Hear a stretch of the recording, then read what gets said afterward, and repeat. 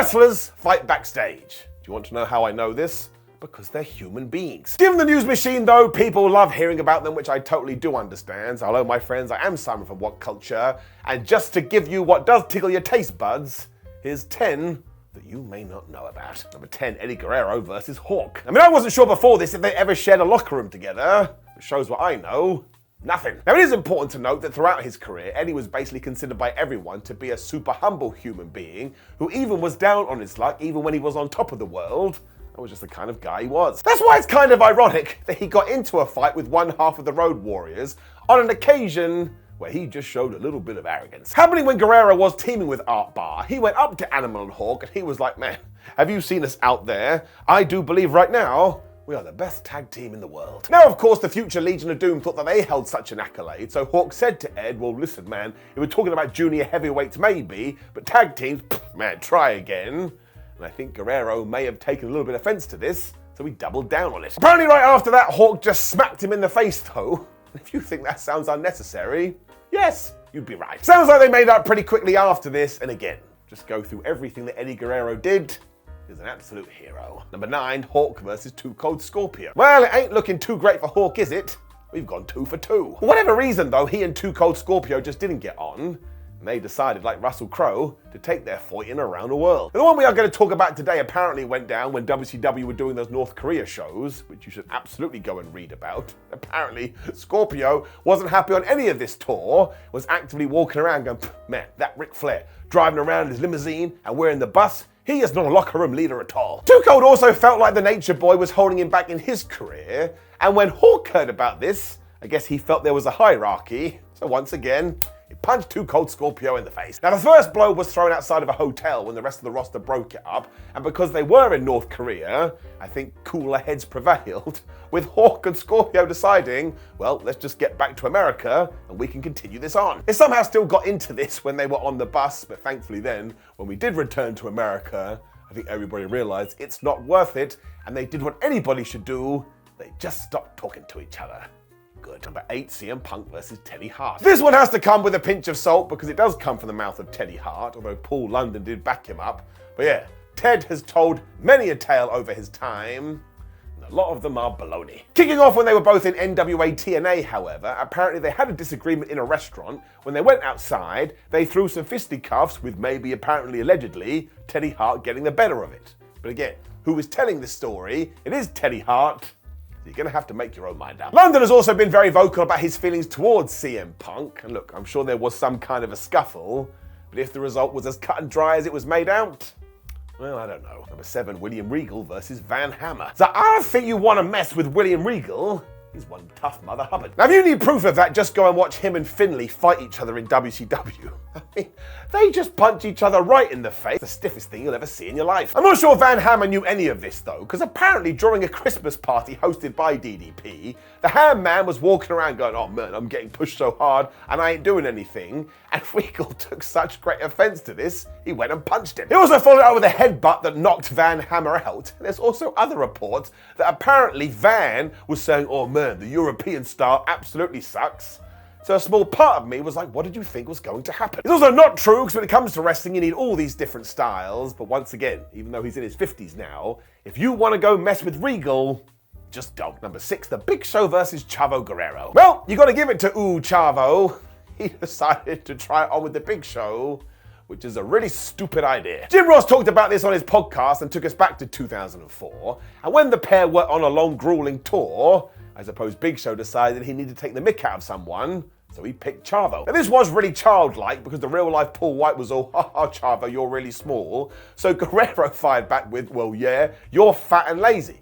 This is when the Big Show pushed Chavo, and thankfully, that's when it was broken up, because I imagine even though it was just one shove, Guerrero ended up in the other room. And apparently this was true as well because everybody realized, oh my gosh, this is going to go bad so quickly.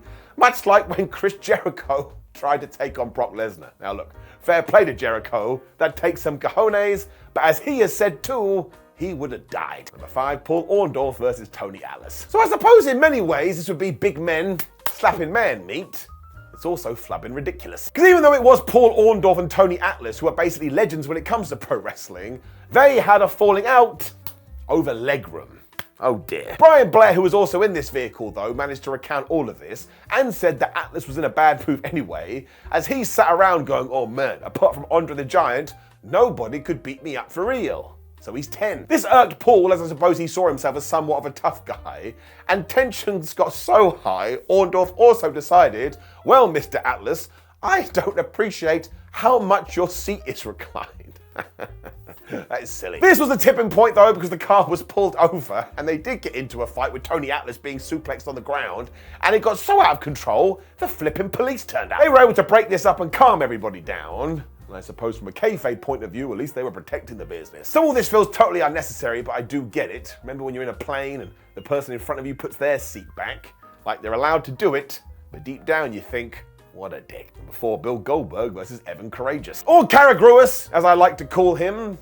Mostly because it winds everybody up. As ever though, this was sparked from nothing and happened before a Nitro taping in 2000, when Evan walked up to Goldberg and went to shake his hand, which is the way in wrestling, and when Goldberg went, no, I don't want to shake it, Courageous went absolutely nuts and he hit him.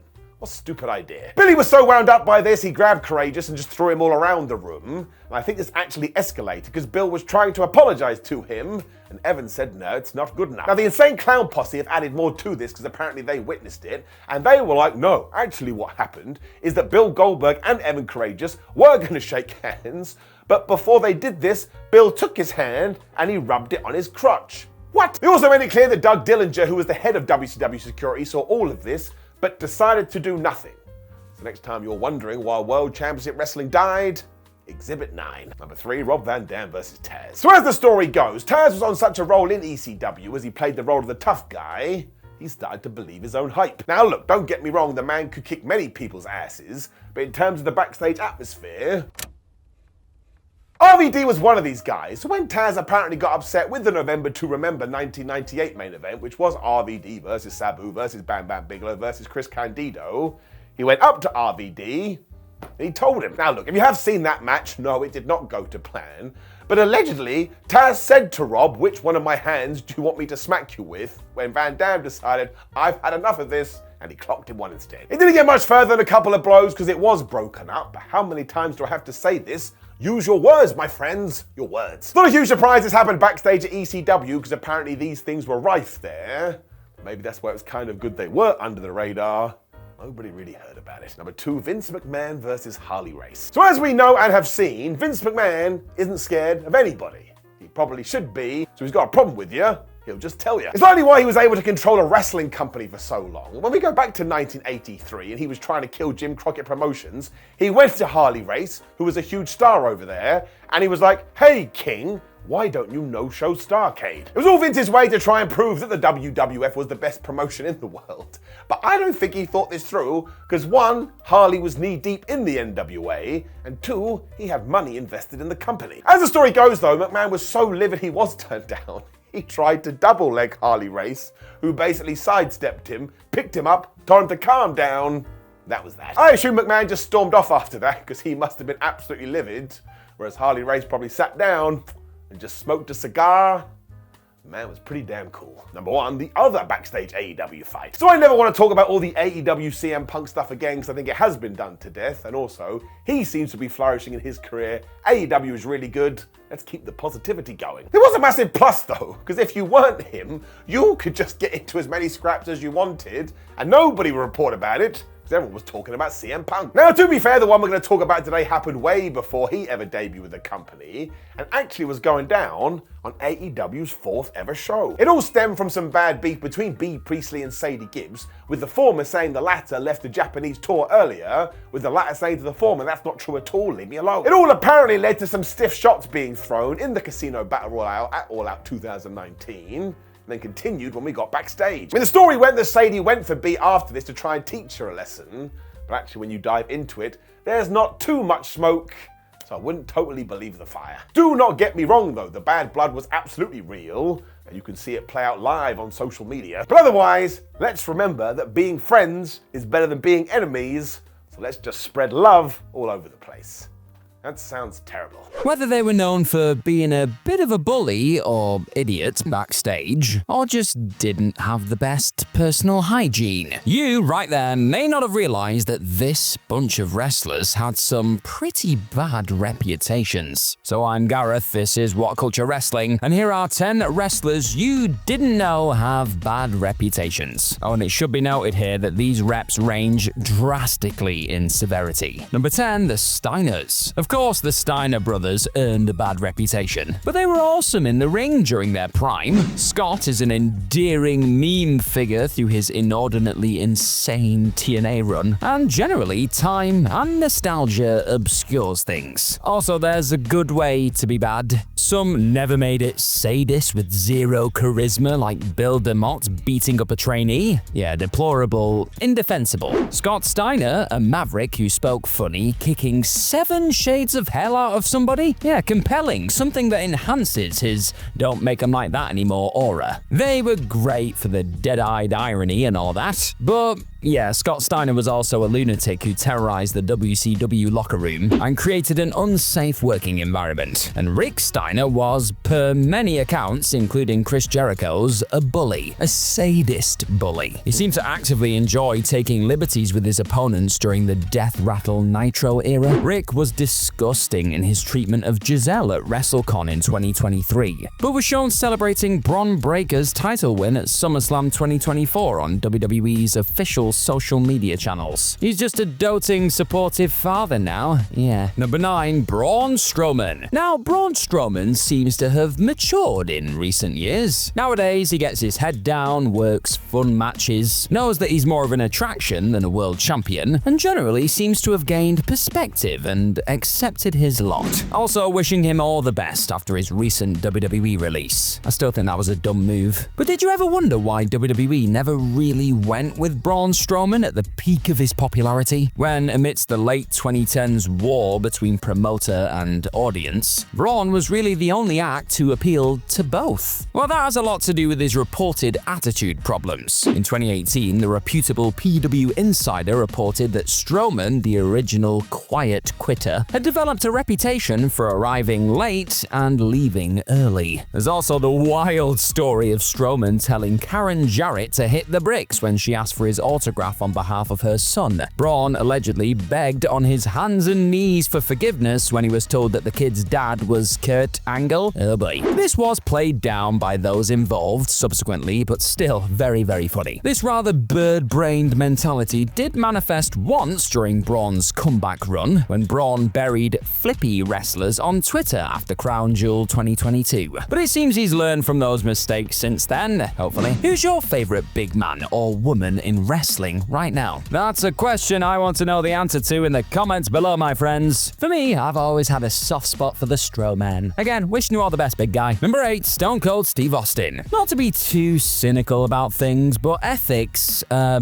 never pure. Standards are never consistent. Sometimes you wonder just how much anything can matter. How seriously you can take anything, really. How good your fellow man can possibly be. In 2020, a horde of British wrestlers were rightly erased from the industry for doing the same things that Steve Austin did. Steve Austin, however, was a bigger star to whom wrestling fans are far more strongly attached. Steve Austin did not work the same overlong back-and-forth matches everybody else in the scene did for 25 minutes at a time in By Jove, England, or whatever. Steve Austin got over as a blood-soaked badass in the best finish of all time. A match that now has its own place in the damn Hall of Fame. Look at that trophy. Austin was the most entertaining wrestler, perhaps ever? And many of his fans watched him during a time of their lives when they were carefree. The nostalgic pull is powerful. If you did know that Austin has a bad reputation, and yep, you do, you forgot it consciously because it's convenient. Look, very few people are not hypocritical. Very few. If you ever listen to Deborah's account of the abuse she endured, you will be sickened. All that rough patch in his life stuff really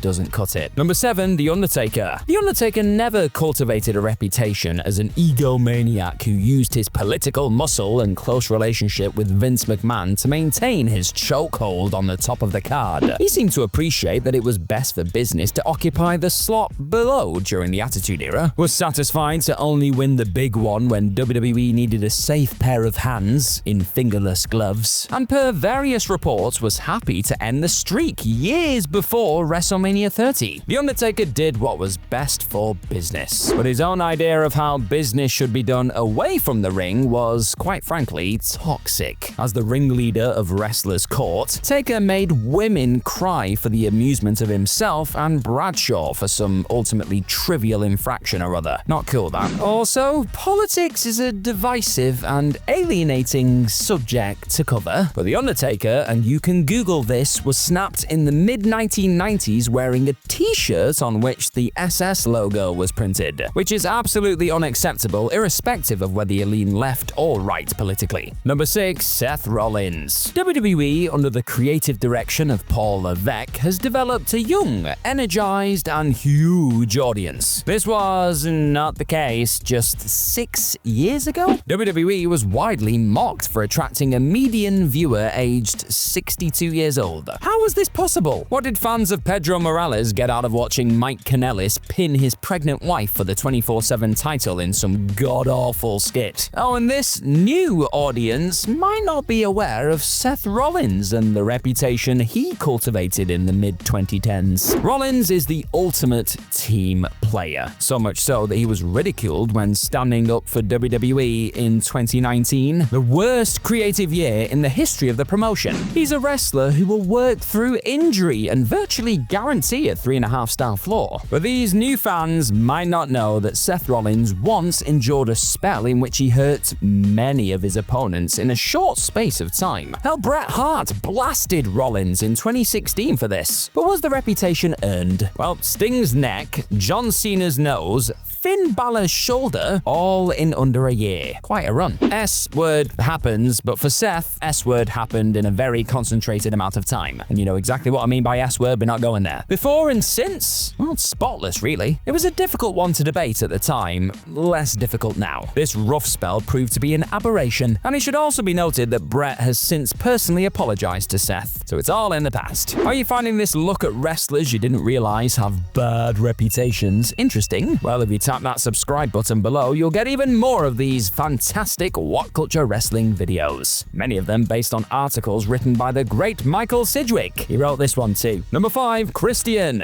How does Christian Cage end up on this list? He's a model professional. He's one of the most immensely respected pro wrestlers across multiple generations. Purportedly, he has a very intricate and cruel approach to the rib and an acerbic sense of humor. But Christian is primarily known as a diamond-sharp wrestling mind with a spotless safety record. He's so gifted at putting matches together that he is your favorite wrestler's favorite wrestler. Everybody would be thrilled to work with him. He's a set-for-life guy. Every major would want him on the roster, and he might even do his best work one day behind the scenes. Gauging by what virtually everybody within wrestling has to say about him, he could be the next elusive Pat Patterson. Paul "The Big Show" White is not quite as enamored with Christian Cage, though his comments made to Games Radar in 2016 were partly in jest. As he put it, every time Christian punches you, his bony ass couldn't hit any harder. He is the stiffest guy in wrestling. So there you go, according to Show, Christian is a potato thrower. Who knew? Number 4, the British Bulldog.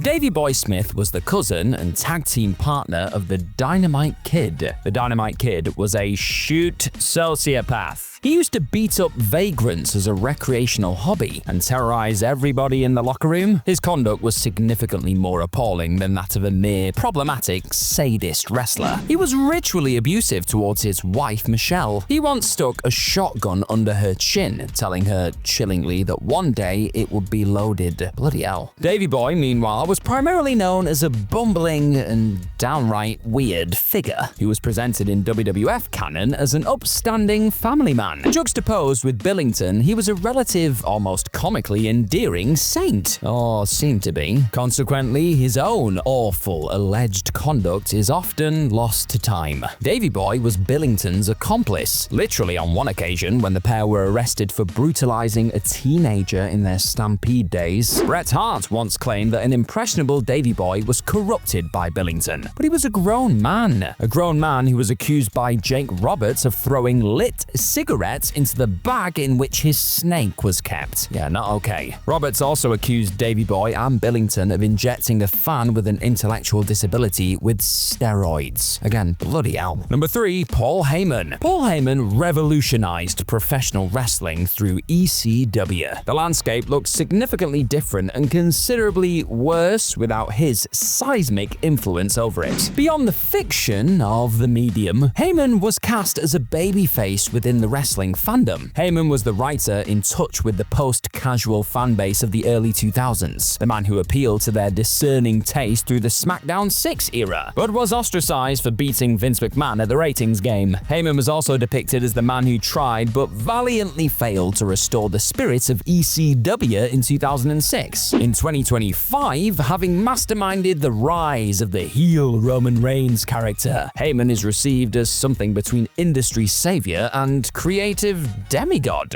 Yes, people are aware that Heyman was an inveterate carny who screwed a lot of people over, but in a weird way, that actually enhances his mystique as someone who best played the dirty, fascinating game over which we're all hopelessly obsessed. Paul Heyman exploited Sonny's real-life addiction issues for a ratings stunt and screwed over Chris Candido financially, as he did many others. And the circumstances surrounding Candido's 2005 passing make for a especially tragic reading with that information in mind. Number 2, Will Ospreay. David Finlay once tweeted in the direction of Flip Gordon, "You're the dumbest person I know, and I know Ospreay." But Will Ospreay, who once asked on Facebook whether I can't believe it's not butter is butter or not, might be a touch more savvy than his reputation suggests. You might have noticed on AEW television and in recent media interviews that Ospreay talks a lot about maturing in recent years. Now, he could be genuinely contrite. He doesn't really seem sharp enough to mount a calculated public relations campaign. Or he might just want you to forget about the following. Ospreay publicly shamed Sadie Gibbs for departing a tour of stardom through bereavement. He agreed to return to Progress Wrestling in 2023 in order to team with Paul Robinson, who was accused during the 2020 Speaking Out movement of kissing a 16-year-old girl. Robinson, in a statement, admitted he and the girl, Jess, quote-unquote,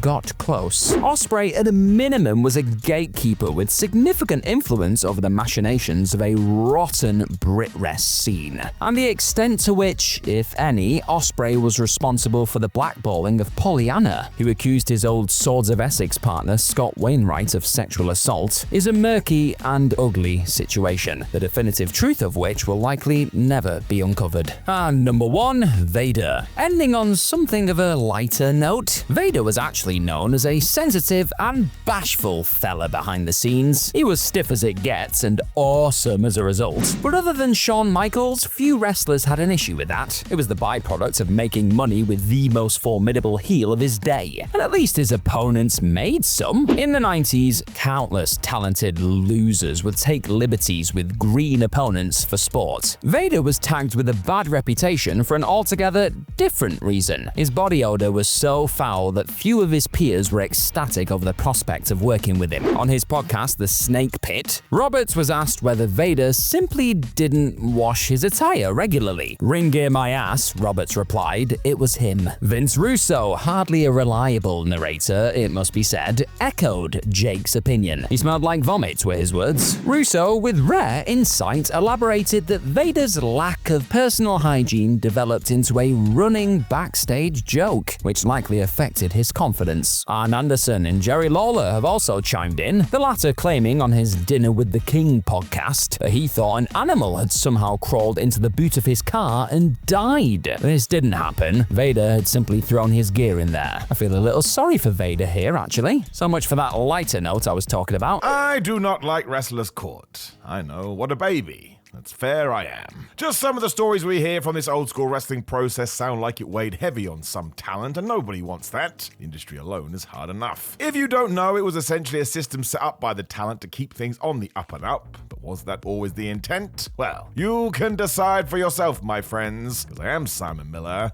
and here are some tales from the road and Wrestler's Court. Please also subscribe. Number 25, Muhammad Hassan does his job. So we do have to talk about this every time we focus on Muhammad Hassan, but the character was crazy controversial. Wasn't at first, as it was meant to shine a light onto racial issues at the time, but as ever, wrestling picked stereotyping after a while and it basically became offensive. It certainly wasn't entertaining. We go to a January 2005 Raw here though, as Hassan was summoned to Wrestler's Court, and why? Because apparently during a match with Sergeant Slaughter, he hadn't sold enough for the legend. Now this was tough because the real-life Mark Kapani had been told to whoop this guy's ass in 3 minutes and just get yourself over, pal. So really, even though he won, he was never going to be able to win.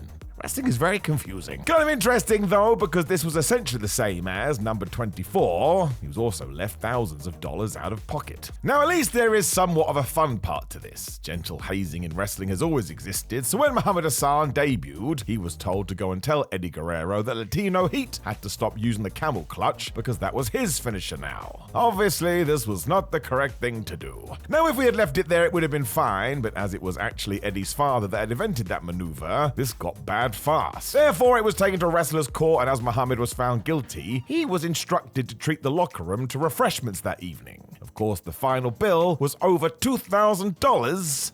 I don't know, man, that doesn't feel very cool. Hassan himself has always said he thinks this was down to the big push he was getting as well, and basically that the rest of the talent didn't like that, so what can we do to cause a fuss? I mean, we weren't backstage, so we will never know, but you can hear Muhammad Hassan talk about this, and he does not seem best pleased. Number 23, Teddy Long sells Viagra. So this is a recent story, and yes, you heard that right. A few wrestlers have talked about this, including the living legend that is Pete Gas, and how Teddy Long, to increase his revenue, would sell Viagra to the talent.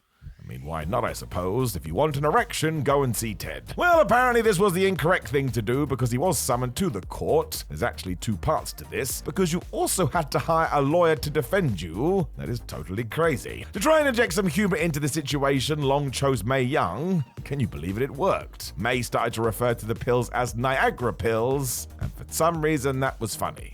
Alrighty then. It was still deemed to be that Teddy Long was found to have wronged the business, and his punishment was to buy chicken and beer for his colleagues. Now, to be fair to Teddy Long, he has always said he felt these interactions actually strengthened the bond of the locker room. So there are 2 sides to every story. Always remember to make up your own mind, and that if somehow you do fall into a time machine and go back to the mid-2010s, you do not want your penis to get hard because Teddy Long will get in trouble. It's a very weird way to put it, but it's also kind of true. Number 22, Edge and Christian win back the locker room. This is how on ice you were during the Attitude Era. Edge and Christian enjoyed working with writer Brian Gewirtz, so they bought him a comic book. I believe they call this friendship. Well, somebody else saw this, likely Bob Holly, and felt like it was actually the team trying to curry favor, so yep, they got summoned to the court. Now, Gewirtz has talked about this in his book, and the whole experience sounded horrible for him, because he basically got bullied. Or I suppose because Edge and Christian were wrestlers, they were able to take a different approach. Adam Copeland also jotted this down in his own autobiography, and yeah, the duo made a how-to book beforehand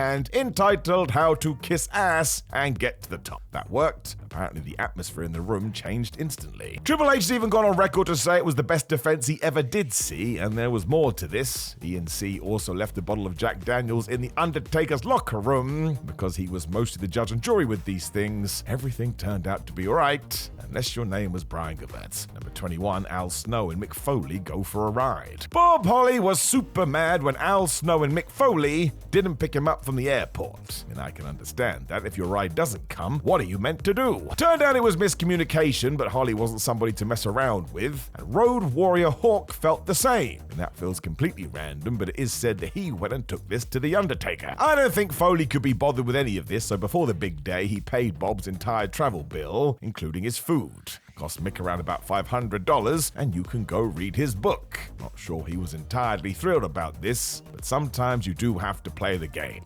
Also, Mick Foley is widely known as one of the nicest people in professional wrestling, and I would hazard a guess he thought Wrestler's Court was just a little bit stupid. Number 20, the Hardys fly first class. So this is the same for many industries, and I guess it kinda sucks. There are unwritten rules, and nobody tells you, so then you make a mistake, which begs the question, why can't somebody just tell you? It is back to more autobiographies, as the Hardys wrote about this back in 2000, where they did indeed find themselves flying first class. Somehow their seats had been switched with Kane, who was forced to flying coach, but they didn't know that. They just thought it was their lucky day, and their backs probably hurt from ladder matches. Mentor Michael Hayes knew the deal though, and yep, it all led to the court because rookies like Matt and Jeff shouldn't be taking perks away from the top guys. Matt has always said JBL, who was pushing this, made up a bunch of extra stuff too, so it sounded even worse, and as ever the punishment was, why don't you go and give the Undertaker some whiskey? I'm not really sure how that helped the Big Red Machine. As Hayes was their tutor too, apparently he also had to buy Kane lunch for a long old time,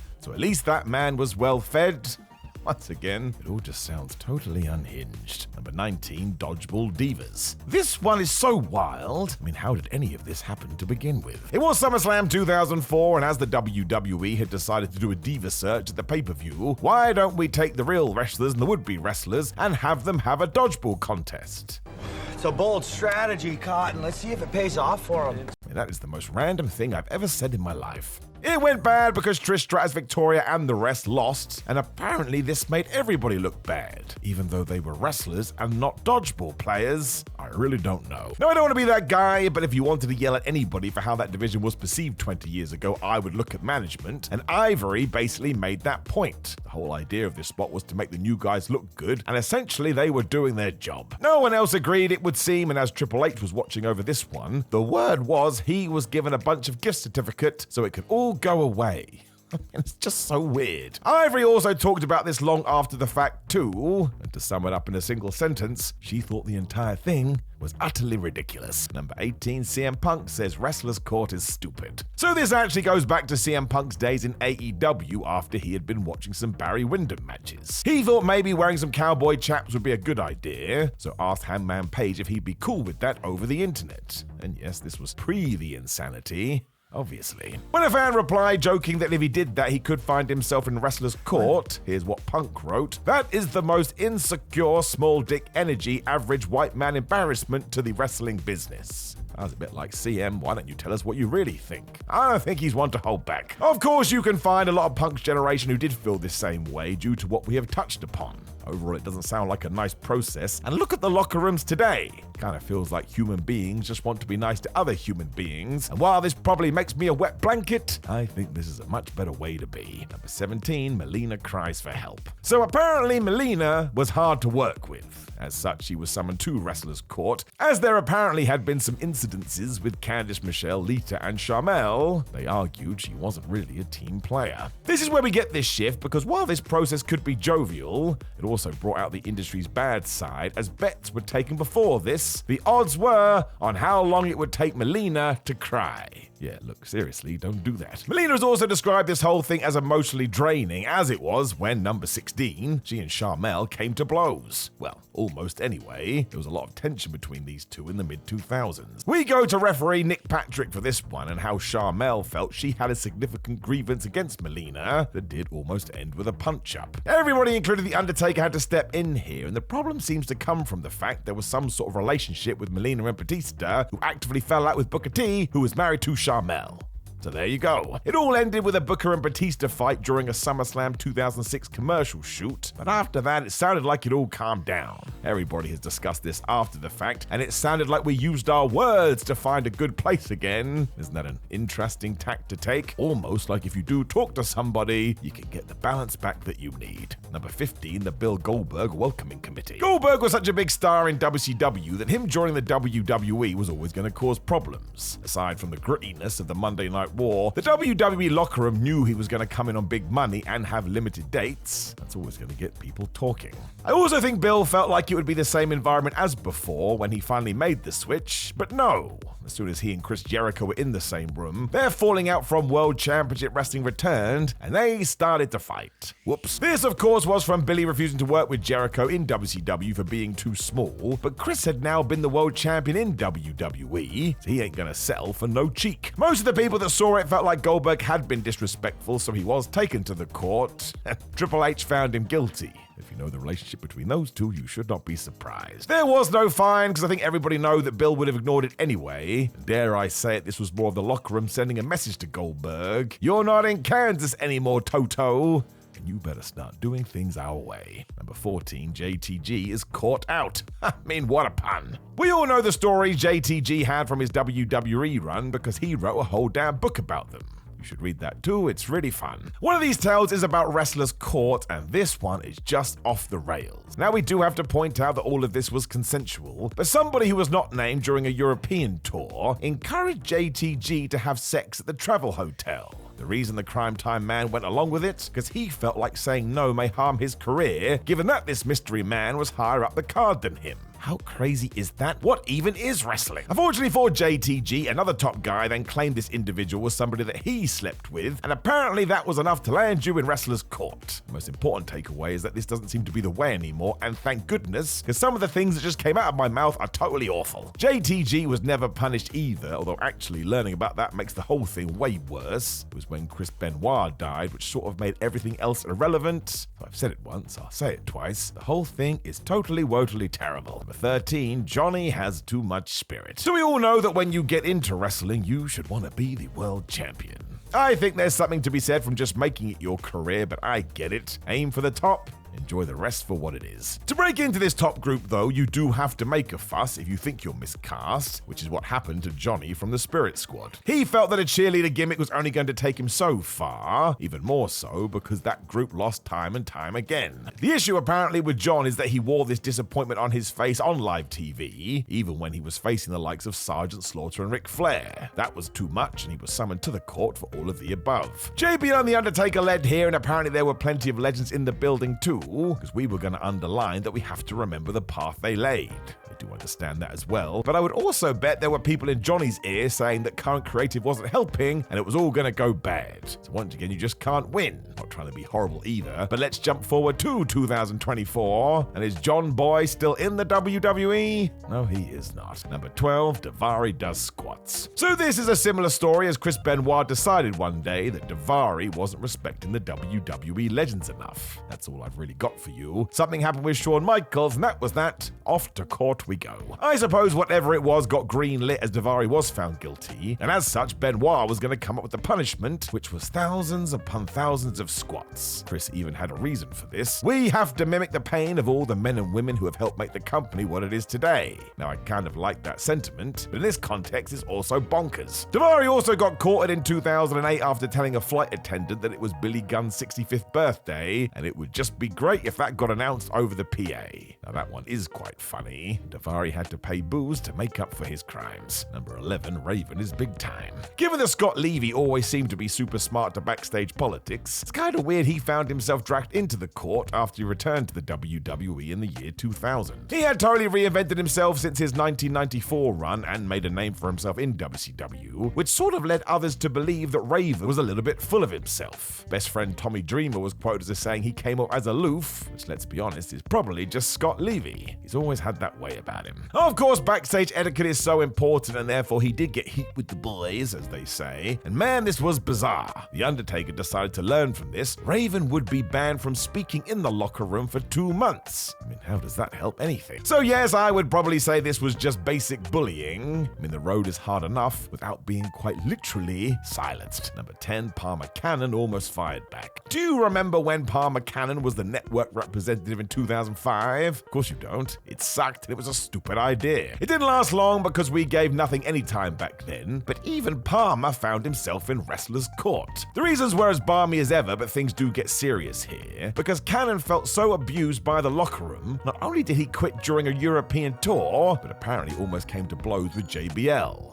No matter what was happening, if a guy feels that way, we just need to back off a little bit. This was April 2006, and it did make a lot of news, and look, WWE tried to bring back Cannon afterwards, and he said no, he didn't want to deal with the nonsense anymore. So there must have been something to this. We can all understand a human blowing their top, but to stay that way a few weeks later, I think all that we can say is this old school hazing was not that cool. Number 9, don't get choked out. So that is an interesting one, because we're essentially saying you can get in trouble because somebody else strangled you. Not so sure you can do much about that. What the hell would the cops say? We do go back to Matt Hardy though, and yes, during a post-show party, he and Eve Torres were said to have engaged in some play fighting when Eve accidentally suffered a black eye. Not one to take such things lightly. Torres used her very real fighting background to choke Hardy out.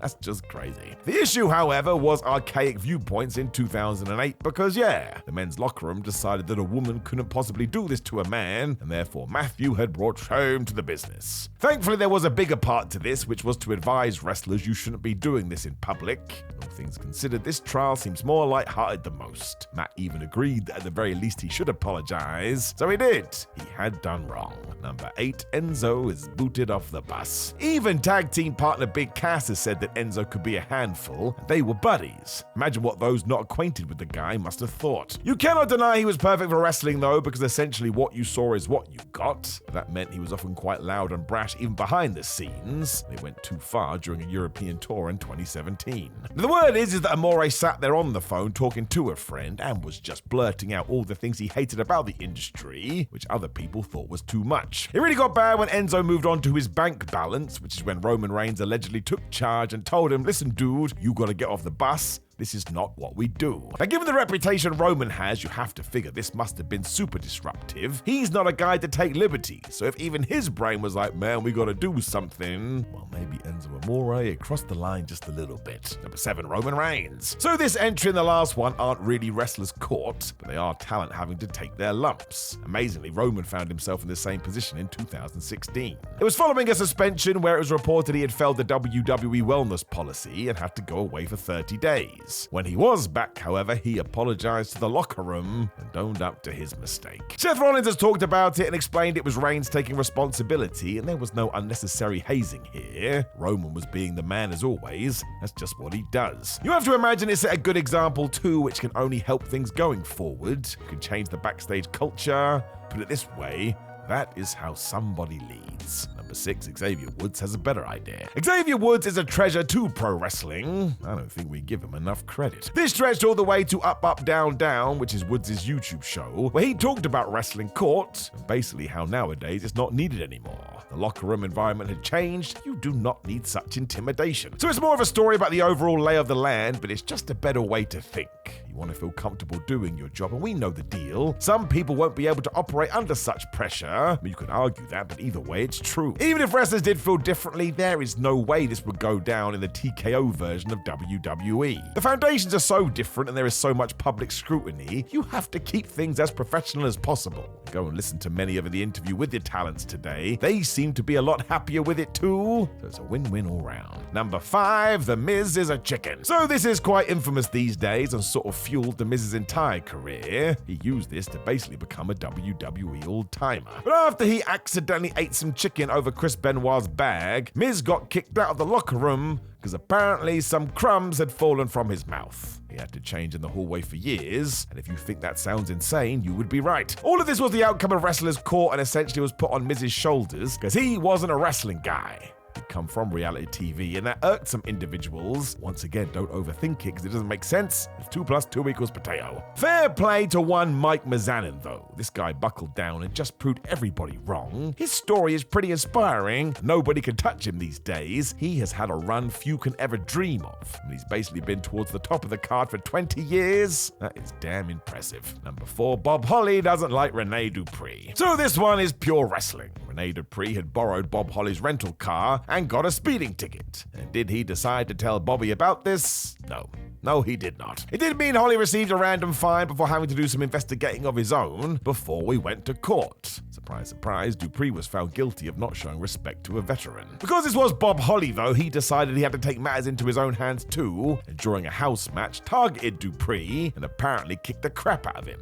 Always irks me the wrong way. That's exactly what wrestling isn't meant to be. You would think that would be a court-worthy offense too, but as of me talking to you right now, Holly was never summoned.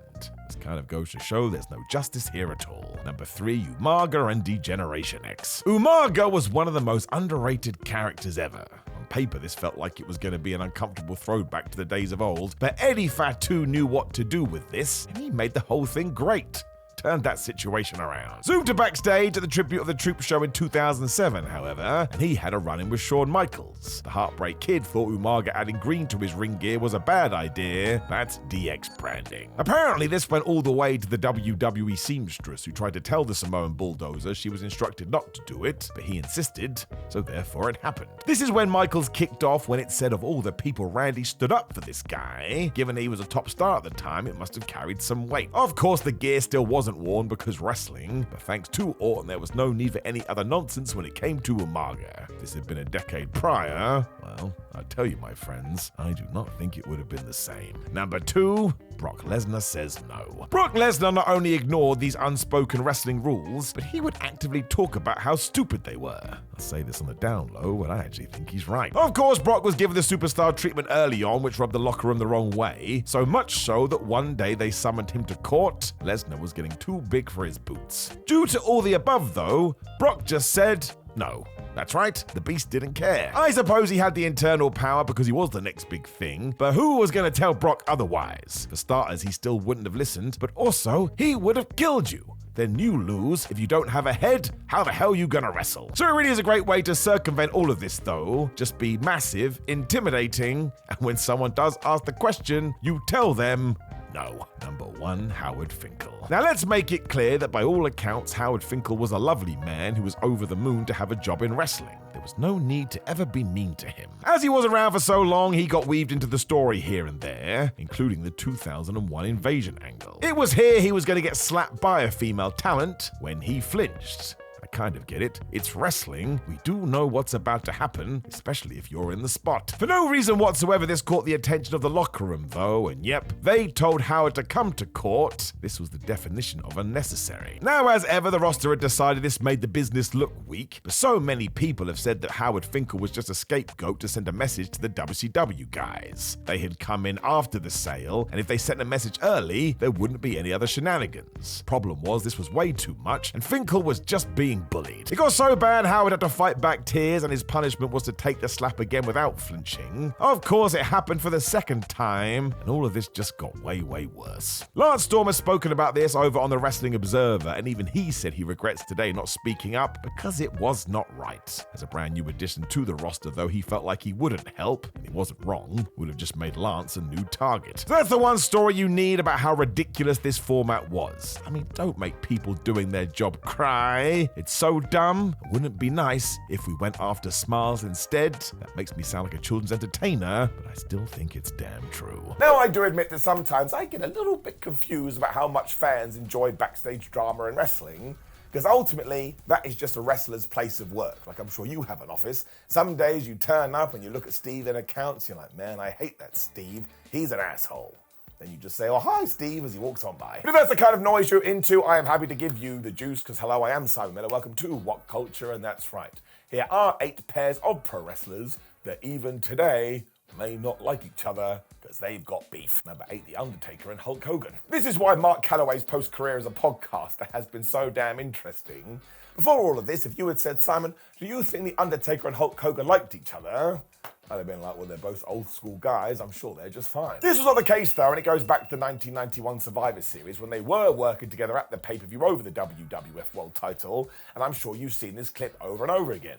The dead man picks up Hogan to give him the tombstone. He drops him onto a steel chair that Ric Flair had pushed in there, and we got one of the biggest shock wins of the early 90s. Then, after the fact backstage, Hulk said to Undertaker, oh my gosh, you really got me there, brother, insinuating that his neck and head had hit the canvas, and the Undertaker, being a young pup and brand new to the WWF, basically had a meltdown. He has just cooked the cash cow. Now, Mark Calloway has talked about the fact that he was so ashamed with himself because he prided himself on being a good worker. And of course, it was 1991. It wasn't like today, where you could just go on the internet and see this footage. So a few weeks later, when it was broadcast and the Undertaker saw it, he realized that, to call a spade, Hulk Hogan had totally lied to him. And from then on out, he realized you probably shouldn't trust Hulkamania because, my gosh, it runs wild. I mean, why Hogan decided to exaggerate the whole thing, I don't know, but do not forget, The Undertaker was worried about losing his job, as you would do. Again, let's go back to Steve in accounts. Let's change him into the boss. If you accidentally throw coffee over him,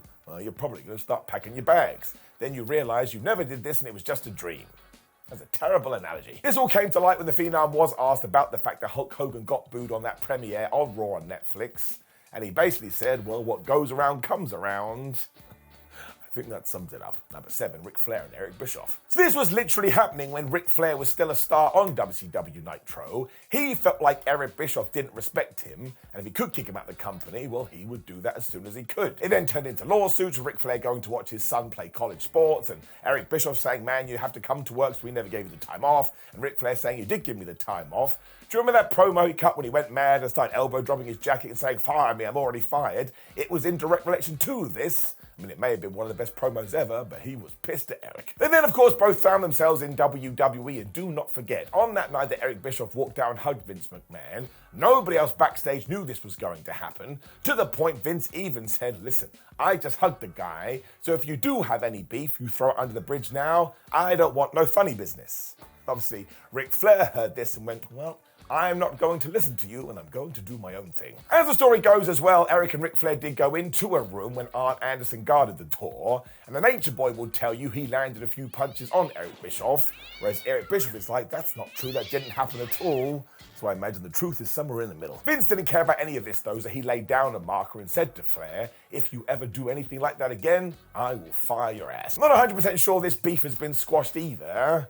Anytime Ric Flair does talk about his former boss, well, he doesn't seem best pleased. Number 6, Scott Steiner and Ric Flair. And this is exactly how Scott Steiner feels about the Nature Boy. And my gosh, Scott never held back. You can go watch WCW Nitro from the 2000s, or the year 2000, and nearly any time Steiner is in the ring cutting a promo, he would just go off on people he wasn't even feuding with, and he often went after Ric Flair. One of the most infamous interviews he ever did is when he started saying that Stone Cold Steve Austin and the WWF were better than WCW, and the reason he wanted to criticize World Championship Wrestling was because of that 53-year-old who had more saggy skin than a puppy. He was referring to Ric Flair, and if you're wondering why the Nature Boy wore a t-shirt on the last ever episode of Nitro, well, it's probably thanks to comments like this. He also called Ric Flair an ass kisser, and the WCW sucked because Scott Steiner was unhinged. And I guess the company kind of played off by this because we had the Millionaires Club taking on the New Blood, which was essentially Steiner versus Ric Flair. That is also some of the worst wrestling TV you will ever see in your life. Arn Anderson even talked about this on his podcast and said he thought this dated back all the way to 1991 when Scott and Rick had a match, and Steiner felt like Flair had basically sandbagged him because he didn't want him to get over. And even in 2022, he was saying stuff like, if I ever see Ric Flair, I will beat him within an inch of his life. So I think we can say this one with a lot of confidence. These two do not like each other. Or at least Scott Steiner does not like Ric Flair. Number 5, CM Punk and Tony Atlas. So you really should Google CM Punk telling this story because it is totally weird and goes back to a time when CM Punk was the WWE ECW World Champion. And when he heard that Joey Mercury was leaving OVW, the developmental territory, he went down there to have a 6-man tag, because why the flub not? Before all this, he did bump into Tony Atlas though, who was doing some kind of a seminar, and Tony told him, listen man, you don't want to take your wrist to that degree because it looks like you've got a broken arm. You may never get on TV. So of course, CM Punk stood there looking at him going, well, I am on television, and I'm also a champion. Now, Punk has always said that he responded very politely to Tony Atlas because he realized he was a legend. And then later on, when Tony was giving everybody some advice, he was like, you shouldn't be an asshole. And he looked directly at CM Punk. So CM Punk, being CM Punk, responded by going, are you calling me an asshole? And Tony Atlas was like, yes, I am calling you an asshole. I told you to take your wrist tape off, and you said no. I mean, this is the dumbest argument ever. Now, Punk went out there and made everybody know that years later they did shake hands and put this under the bed. But at the time, you can see why he would be a little bit worried. It was when management talked to stars and stars talked to management, and anything could derail your push. I mean, that happened to poor CM Punk anyway, but I get it. Number 4, Steve Austin and Jeff Jarrett. This one was super interesting because we did see it play out on TV. Once again, I have good news because in 2022, Steve Austin and Jeff Jarrett did a podcast, and now they're all good. It all went back to the Memphis territory though when Steve Austin started his career, because promoter Jerry Jarrett, who was Jeff Jarrett's dad, was notoriously cheap in paying his talent. There is a story by Dutch Mantel when Jerry Jarrett was doing a meeting with the wrestlers and said, I want you all off steroids, and Dutch went, listen bro, you don't pay us well enough to eat and get food, no one here can afford drugs. I mean, that sums it up. Austin would back this up as well because it was during a time he would tell everybody his diet was just tuna and potatoes because he couldn't afford anything else. So one night after a show, he was looking at his check, probably contemplating his life. How on earth is he going to survive off this? This is when Jeff Jarrett walked through and said to Steve, "You can look at it as long as you want, but it ain't gonna get any bigger." And I think Austin took that as an offence. It got worse because after he cut the Austin 316 promo, Jeff Jarrett made it very clear that he thought this was blasphemous. So in 1999, when management said to Steve, "How about you work a program with Jeff?" he was like, "I ain't doing that." And he walked out on TV and he dropped Jeff Jarrett with a stunner. And that was the whole thing. It lasted 5 minutes. But essentially, Steve Austin was big an elephant here because he never forgot. Now, actually, I don't think that program would have worked anyway because it really wasn't what the fans wanted to see. But again, who cares about that? It was almost 30 years ago. What makes me feel well better is that today, they are at the very least on talking terms. That's what you want because life's too short. Number 3, Chris Jericho and MVP. So this one does seem to be confirmed by at least one of the wrestlers involved because they've talked about it. But at the time, Dave Meltzer came out very strong that this absolutely happened. He doesn't usually do that unless he has a very specific source. As the story goes from 2022, Chris Jericho and MVP had already fallen out on the internet when they found themselves in the same room. So MVP went up to Chris Jericho and asked him if he'd like to step outside. Jericho got in an elevator and he pushed the button while saying, "I don't fight jobbers." And as you can imagine, that made it a lot worse. There were witnesses too that said this absolutely did go down. Of course, soon after this, they would both find themselves in AEW.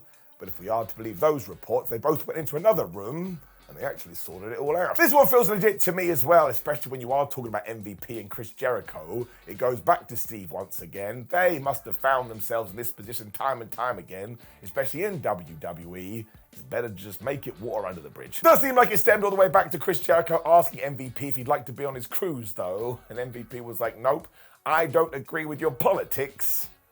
And we'll just leave it there, but I'm sure you can figure it out. Number 2, Shawn Michaels and Hurricane Helms. So I will admit that I'd never heard about this one, but I'll let you into how my WhatCulture Wrestling freelance work, which is a stupid sentence. They send me some ideas, then I go do a bit of research, and yep, this actually happened. Who the flub knew? Now, it's only fair to make out that Shawn Michaels and Hurricane Helms are totally fine today, but back in 2010, I can only imagine somebody sent Hurricane Helms off because he did a bunch of tweets essentially going, "That's Shawn Michaels backstage. He never cared about anyone, and all he tried to do was bury everybody else." And to be honest, I didn't like it. Now listen, Shawn did have a reputation for all of that, and I'm sure he'd be the first person to admit it because he'd done it time and time again.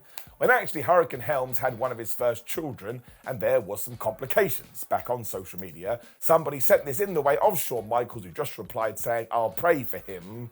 And I think when Helms saw that, as well as the fact that he was a dad, he realised that wrestling is the most important of the least important things. And what a lovely thing for another human being to do. If they squashed the beef, they drew a line under it.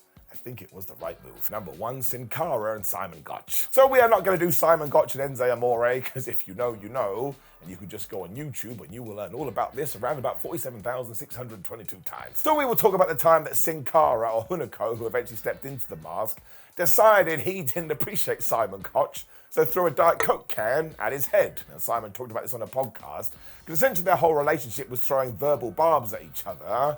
When he realised, oh my gosh, this Hunico is very sensitive, I've probably gone too far. This meant one day Sin Cara number 2 did just throw a soda can at Simon Gotch's head.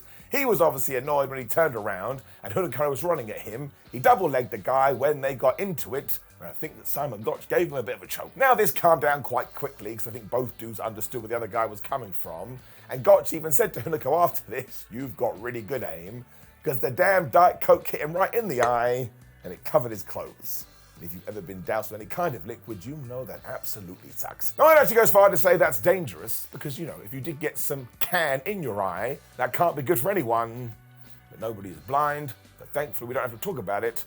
I can reopen my eye. The general rule of wrestling politics is that you can only really play the game if you're a top star. And in an increasingly brand-dominated era, there are very few of those left. These days, especially if you are a known egomaniacal maniac, WWE won't even look at you. And besides, there are plenty of wrestlers desperate to join the Fed to pursue their dreams of winning world titles and headlining WrestleMania. Even if, like Blake Monroe, you are already pushed heavily by another major league well-paying outfit, not capable of promoting its own stadium shows, WWE might still be your childhood dream. Wrestlers can challenge WWE booking. They can be passive-aggressive and moan about their place on the card doing a podcast. But wrestlers can no longer be what is known in wrestling circles as a shit disturber. Consider CM Punk in the context of Paul Levesque's WWE. Punk placed a pipe bomb under the bridge in AEW, set it ablaze, and then legged it, which might explain his current disposition. The new CM Punk must be careful. The new CM Punk said upon returning to WWE in 2023, he had changed, which was a sharp and sad pivot away from his legendary 2011 pipe bomb promo. The new CM Punk will happily apologize to the nation of Saudi Arabia ahead of a PLE. The new CM Punk can't really play politics. Somebody far more powerful than him has already won the game. Politicking very obviously still happens, albeit on a much smaller scale, but the stars of today simply cannot compete with the cutthroat monsters of old. I'm Andy from WhatCulture, and here are the 8 most powerful backstage politicians in wrestling history. Number 8. Shawn Michaels. Vince McMahon loved Shawn Michaels. On commentary, Vince would sell for Shawn's entrance as if it was Beatlemania, even though this demonstrably was not the case. Michaels was a poor draw as a world champion, and many adult males in the audience simply were not fans. But Shawn Michaels also knew exactly how much Vince loved him, and thus he was able to get away with quite a lot. Generally speaking, everything. If Shawn and his enablers in the powerful backstage faction, the Clique, deemed a certain talent a dud or competition for their spots, they were demoted or all but gone from WWE. Shawn, infamously, had a habit for losing titles without actually losing in the ring. He used his sway to bury Vader via a mid-match tantrum, and the Mastodon was never again treated as a true main event concern. Shawn's influence was such that he effectively berated Vince into launching the Attitude Era. His influence was so toxic that he managed to reverse the intended outcome of One Night Only 1997, resulting in a brutal home country loss for Davey Boy Smith, even though he had promised to win in honor of his dying sister. Shawn Michaels even tanked a WrestleMania main event when few took his apparent knee injury too seriously, and Vince McMahon cast him as a departing hero deserving of our deepest sympathy. Shawn came out on top in the Bret Hart vs. Shawn Michaels rivalry by gradually eroding Bret's worth in Vince's eyes. Michaels was, however, less successful in convincing Vince McMahon to ignore the talents of The Rock, but he certainly tried. You could argue that all of this is small pond stuff. Shawn was at large when the WWF was low on star power after all, but you can only beat the competition in front of you. Number 7. Stone Cold Steve Austin. Old Stone Cold knew exactly how good he was, and he used this leverage to hold on to his spot throughout his career. Steve Austin was the closest thing to Hulk Hogan in terms of drawing power, but wasn't quite the same as a politician. He knew the value of a great hard-working match. He also recognized how important it was to work alongside a great rival. The thing is, if Austin did not consider a certain rival great, however, they were screwed. Austin flatly refused to work a main event program opposite Mark Mero in 1998. Sable, whom Austin dismissively referred to as a chick in an interview with Michael Landsberg, had previously hit Mero with a powerbomb. Austin did not want to take a heat segment from a guy who got beat up by a woman. It was shrewd, if a little harsh, since Mero did a lot for Austin in their stellar King of the Ring 1996 semi-final, but the game is the game. Austin did the same thing to Jeff Jarrett, who buried Austin's penchant for sacrilege in a worked shoot promo. The dispute was informed by Jerry Jarrett's treatment of an emerging Austin in Memphis. "Keep staring at that check, it ain't gonna get any bigger," is allegedly what Jerry remarked to Austin at the time. Austin tasted in his mouth the potatoes he could only afford to eat when Vince Russo pitched a series between him and Double J. Russo never saw Austin as furious as he was that day. Austin wasn't convinced of Triple H's star power in 1999, even if it wouldn't take the game too much longer to make it, agreeing only to drop the WWF title to transitional champion Mankind in a triple threat at SummerSlam. Austin wasn't as antagonistic and insecure as some of his contemporaries in the field of pro wrestling politics, but he was paranoid about his spot. Enough, according to Bruce Pritchard, to loudly question why The Rock was out there singing the nursery rhymes that he called promos. Number 6. Antonio Inoki. In an incredible quirk of fate, New Japan Pro Wrestling founder Antonio Inoki and All Japan Pro Wrestling founder Giant Baba both made their debut on the same day, September 30th, 1960. Before creating the respective groups in 1972, they wrestled for the Japan Pro Wrestling Alliance, but the promotion soon tumbled into disarray. Inoki was an early political rival of Baba, whose incredible size propelled him to the top in a trajectory unlike the traditional Japanese rookie. Inoki saw his future and decided that it looked too bleak. Eventually, after returning to the JWA, Inoki formed a team with Baba, which was very nearly extended beyond the ring. In a failed joint coup, Inoki was fired for attempting to overthrow the existing management structure. But Inoki became far more successful at the political game when he was at the helm of New Japan. That's because he was able to get away with it. He owned and operated the company and justified his top spot. It was said at the time of his passing on October 1st,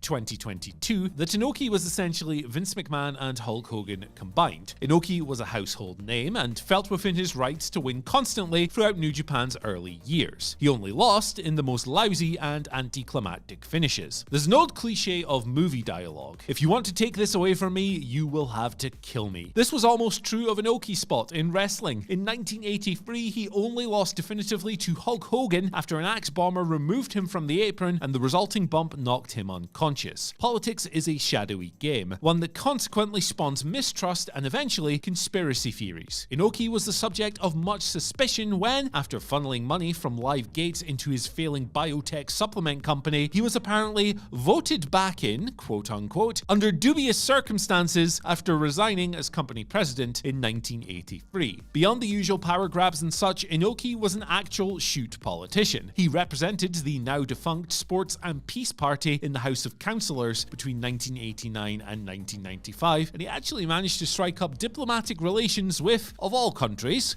North Korea. Number 5. Jerry Jarrett. The architect of modern episodic pro wrestling television and a major money-drawing wrestler in his own right, Jerry Jarrett was one of the most intelligent and successful bookers ever. Under his pen, Memphis, throughout much of the 70s and 80s, was the US city that consistently drew the most fans on a weekly basis. Of course, he knew his way around the political landscape as well. According to Memphis wrestling folklore, Jarrett was part of a crime in which Jack Donovan was violently punished for refusing to screw over promoter John Kazana. Donovan refused to press charges against Jarrett in fear of getting blackballed, and Jerry refused to ever talk about it. To younger viewers out there, Jarrett in many ways wasn't too dissimilar to Paul Levesque, although Jarrett would no doubt consider Levesque's TV shows tedious in the extreme. Jerry booked himself on top and made bold moves at a very early age. In a totally brazen power grab, Jerry formed a competing promotion to Nick Gulas, the Continental Wrestling Association, convincing the NWA to side with him in the process. That is politicking on a near unprecedented scale. Mapping the origins of pro wrestling TV as a full-on soap opera, it was extraordinarily successful. Politim is to many a synonym of liar. When Mike Tenay first negotiated with Jerry Jarrett about coming into TNA, he wanted assurances that Vince Russo had nothing to do with the young promotion. He had heard the rumors, of course. Tenay was told that Russo was not involved when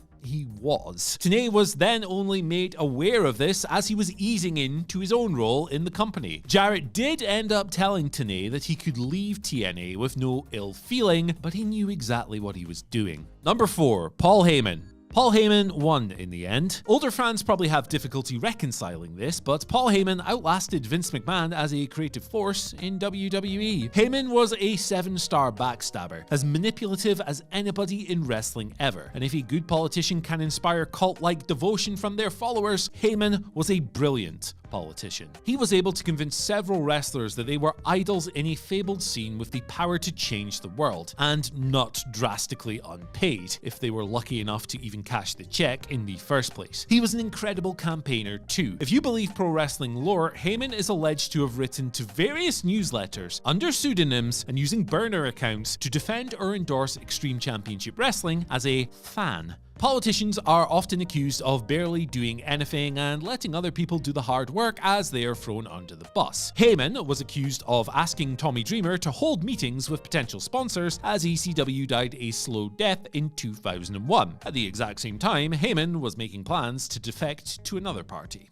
WWE. Politicians also accuse their peers of playing politics when indulging in the exact same behavior themselves. Heyman was an expert at this, casting the WWF and WCW as villains on the same TV product, on which he buried them to depict ECW as a counterculture revolution. Heyman was initially poor at the game when making the move to WWE. He was twice ousted by Vince McMahon in 2002 and 2006 after challenging his ideas with zero in the way of dark arts tact. But then Heyman did what most successful politicians end up doing. He joined up with powerful allies. In his case, Brock Lesnar and Roman Reigns, partnerships that allowed him into big picture creative processes. Heyman is now an invaluable part of WWE creative. Number 3. The Fabulous Moolah. It's here where the word powerful takes on the most literal and sinister definition. The Fabulous Moolah was not merely a star wrestler with the leverage that spot tends to come with, leverage that many talents use to calm their own skyscraper-sized egos and paper-thin skin. In an ultra-bleak story, Moolah once went by the ring name Slave Girl Moolah. What we know about her life and career renders this possibly the most disgusting wrestling persona in the history of the industry. Between the 1950s and 1980s, Moolah ran Girls Wrestling Enterprises, a booking office that controlled the fate of virtually every women's wrestler of the era. Moolah held the recognized women's title at virtually all times at the expense of every one of her supposed proteges. Moolah trained them personally and loaned them across the United States territory loop. The women who turned up for a shot at stardom were very young and even more vulnerable. It was well known in wrestling circles that Moolah would take a mammoth cut from their check. A ruthless hunger for money and status was compounded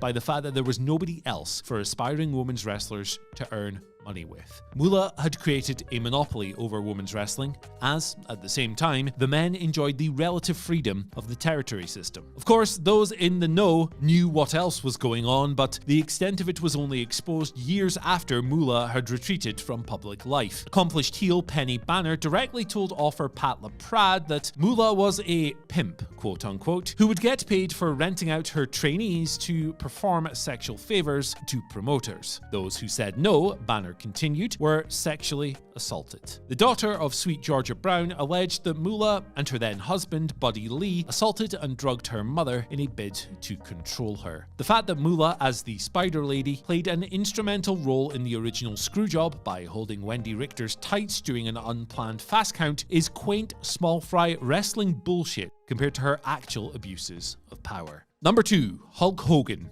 Hulk Hogan was a scarecrow, outstanding in the field of carny pro wrestling politics. Unlike Triple H, who as the tippy-top star in the early 2000s presided over an enterprise in commercial decline, the boys loved working the same shows as Hogan. Their paychecks had never been bigger, and in an era in which the World Heavyweight title barely changed hands, they were grateful for his presence. Even Bret Hart was a Hulkster of sorts throughout the 1980s, and think about the way Bret speaks about Hulk now. Hogan developed his toxic reputation a decade later, starting in the 1990s as he meant to go on. At WrestleMania 6, he was asked to pass the torch to the Ultimate Warrior. The match was actually very good by the standards of the time, but Hogan knew what he was doing at the finish. He kicked out at 3.1 and threw his hands towards the sky, hysterically, as if to question God himself for the result.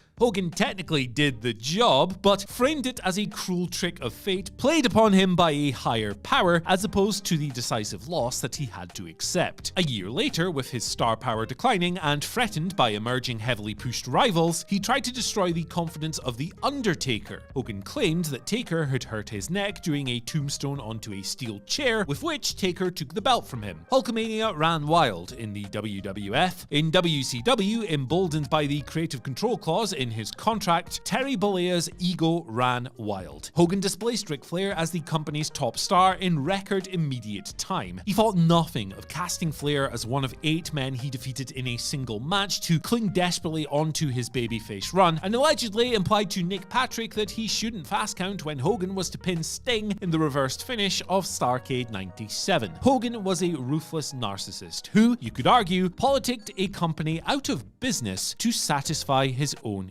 ego. And at number 1, Triple H. The most ruthless and successful backstage politician in pro wrestling history, Triple H, if you believe this story in Matthew Randazzo's Ring of Hell book, signaled his intentions to eventually take over WWE on his very first day. Triple H, insofar as the creative goes, took over WWE in 2022. His decades-long campaign was ballsy, you have to give him that, since the extent to which he was a boring, barely over wrestler can never be overstated. As early as mid to late 1997, Triple H, emboldened by his friendship with Shawn Michaels, who at least had the talent to justify his demands, started making moves. He was clever about it, pacing his ascent up the backstage ranks with far more care and attention than he had in laying out his many risible WrestleMania matches. He started by criticizing Bret Hart's professionalism when the Hitman, as was expected, arrived late to a house show in 1997. By the end of the year, Triple H, who was only just getting over somewhat thanks to a key pass from Cactus Jack, pitched the Montreal Screwjob. When he started dating Stephanie McMahon and magically drifted into production meetings, that's when his true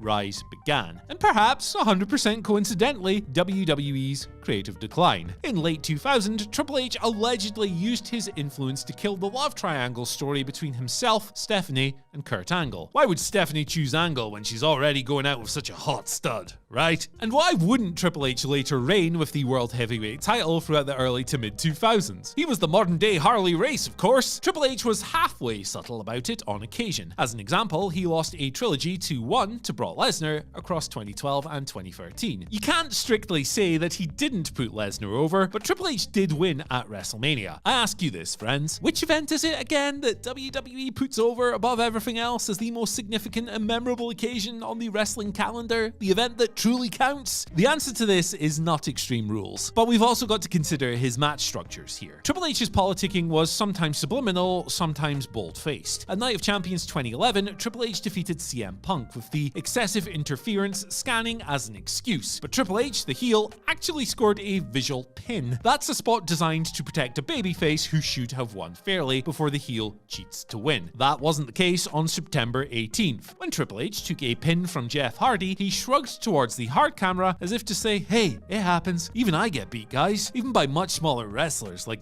Jeff here. There was always something with Triple H and a loss. Only on the very rare occasion did it feel 100% definitive. He played several tricks, some barely noticeable, to position himself strongly. Some of them, however, were despicably noticeable. Taking 23 seconds to pin Booker T at WrestleMania 19 remains the most egregious use of power in in-ring history. Mostly, Triple H was as subtle as his dumbass sledgehammer. On occasion, during the 2000s, he seemed to flaunt his power simply because he could, using his vast influence to annihilate both members of a tag team at once. His influence even spanned the breadth of the multimedia landscape. It was instructed to the video game press in 2008 to not show Triple H's avatar in a game in a defenseless or vulnerable position. As a corporate executive, Triple H was diamond sharp too. Remember that speech to The Undertaker ahead of WrestleMania 27 when he said that they had to wrestle one another because neither man had any challengers left in the back? That was more than not a scathing indictment of the developmental system as overseen by John Laurinaitis. And hey, guess who seized control of that very same developmental program the very same year? Triple H, now that he's the king, is also insistent on telling you who's the king, portraying himself as the great auteur of this WWE cinema era. In fact, rather than being Martin Scorsese, he's Michael Bay, and he thinks he's Martin Scorsese. Wrestling is weird. We all know this, but it's half the fun. The true intrigue, though, is when you get to a certain age and learn what's happening behind the scenes. It's Aladdin. It's like a whole new world. At one point or another, such information has spilled out into the public too, and man, WWE has some strange rules. And would you like some of them? Clearly, that's why you clicked this. I'm Simon Miller. Let's go. Number 10, the interviewer must be smaller than the wrestler. I mean, it makes sense, I suppose. If you're trying to get across the impression that your talent roster is massive, you probably want to make sure non-wrestlers look noticeably smaller. That's why some individuals who may not be super huge get right into the ring during their entrance, then the entire audience is looking up at them. They are a star. Jonathan Coachman in an interview with Chris Van Vliet confirmed all this too, as well as the fact that he was often asked to spread his legs mid-chat, because that would make him shorter still. Coachman even recalled a time where a cameraman had zoomed out too quickly, and yep, We all saw it. Scott Stanford, who has hosted many a WWE show, even said he was asked to kneel on a few occasions. And that's mad. We're not stupid. You can tell when somebody isn't standing up. I suppose it's why today WWE just hires smaller people, although I can't lie. I wouldn't care if an interview was massive, and in fact it could make for a fun bit to mention all the time. What do I know though? I'm an idiot. Number 9, no sneezing and no nodding. This one has been told so many times, it must be true. Vince McMahon, before he left the WWE under controversial circumstances, did not abide by nodding or sneezing. Don't overthink that. It's just weird. Sneezing came down to the fact McMahon felt like humans should be able to control this uncontrollable response. Don't get me wrong, he would yell at himself as and when he did it too.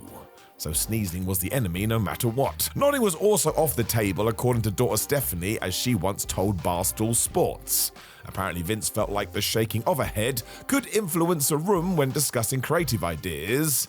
And yeah, just bonkers. And if you are that easily swayed, maybe there's more here we're not talking about. Kinda think it's good that he's done. Number 8, no political posts on social media. So this may have changed. Go back and listen to the coverage pre-WrestleMania 41. I'll leave it up to you. It does feel different. I suppose it was highlighted though because yeah, back in the day this was most definitely an edict that went around. Do not talk politics. Balance the fan base as much as possible. Evidence was there when NXT's Jackson Ryker of the Forgotten Sons was very vocal about his thoughts, and he pushed the boat out so much fellow stablemates spoke out against him. He was very aggressive with it. It's only fair to say WWE felt like Ryker should be allowed to express his freedom of speech, but still. In November 2021, he was let go, and I assume this tied in. If you do go through the years, though, it's always been an area WWE has been sort of quiet about, aside from the occasional outburst on TV. So yeah, I would keep an eye on this one. Plates may have shifted. Number 7, shake everybody's hand. I think this one has relaxed a lot with the modern generation, and thank goodness. As a wrestler myself, I've always made sure to shake people's hands backstage, but I tell you, it can be really intimidating. If somebody looks busy, you don't want to bother them. At one point in time, this was considered offensive, however, so much so, if you miss somebody, you could get in trouble.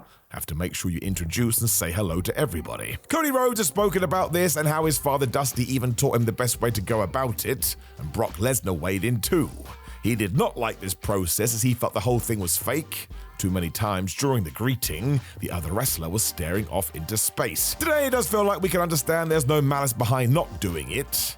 Still probably is likely better to just say hello as much as you can. Number 6, the third-party platform. It is hard to figure out what is and isn't allowed these days, but yeah. Back in 2020, WWE told talent they could no longer earn additional income from third-party companies such as Twitch. The rule was that if you were a WWE superstar, your likeness is licensed to generate revenue for the promotion. Of course, quite rightfully, the term independent contractor was soon thrown around, and given this was triggered during the pandemic, a lot of people were upset. It felt really unnecessary. The rumors stated that many a wrestler went to Vince McMahon to explain why this was a bad decision.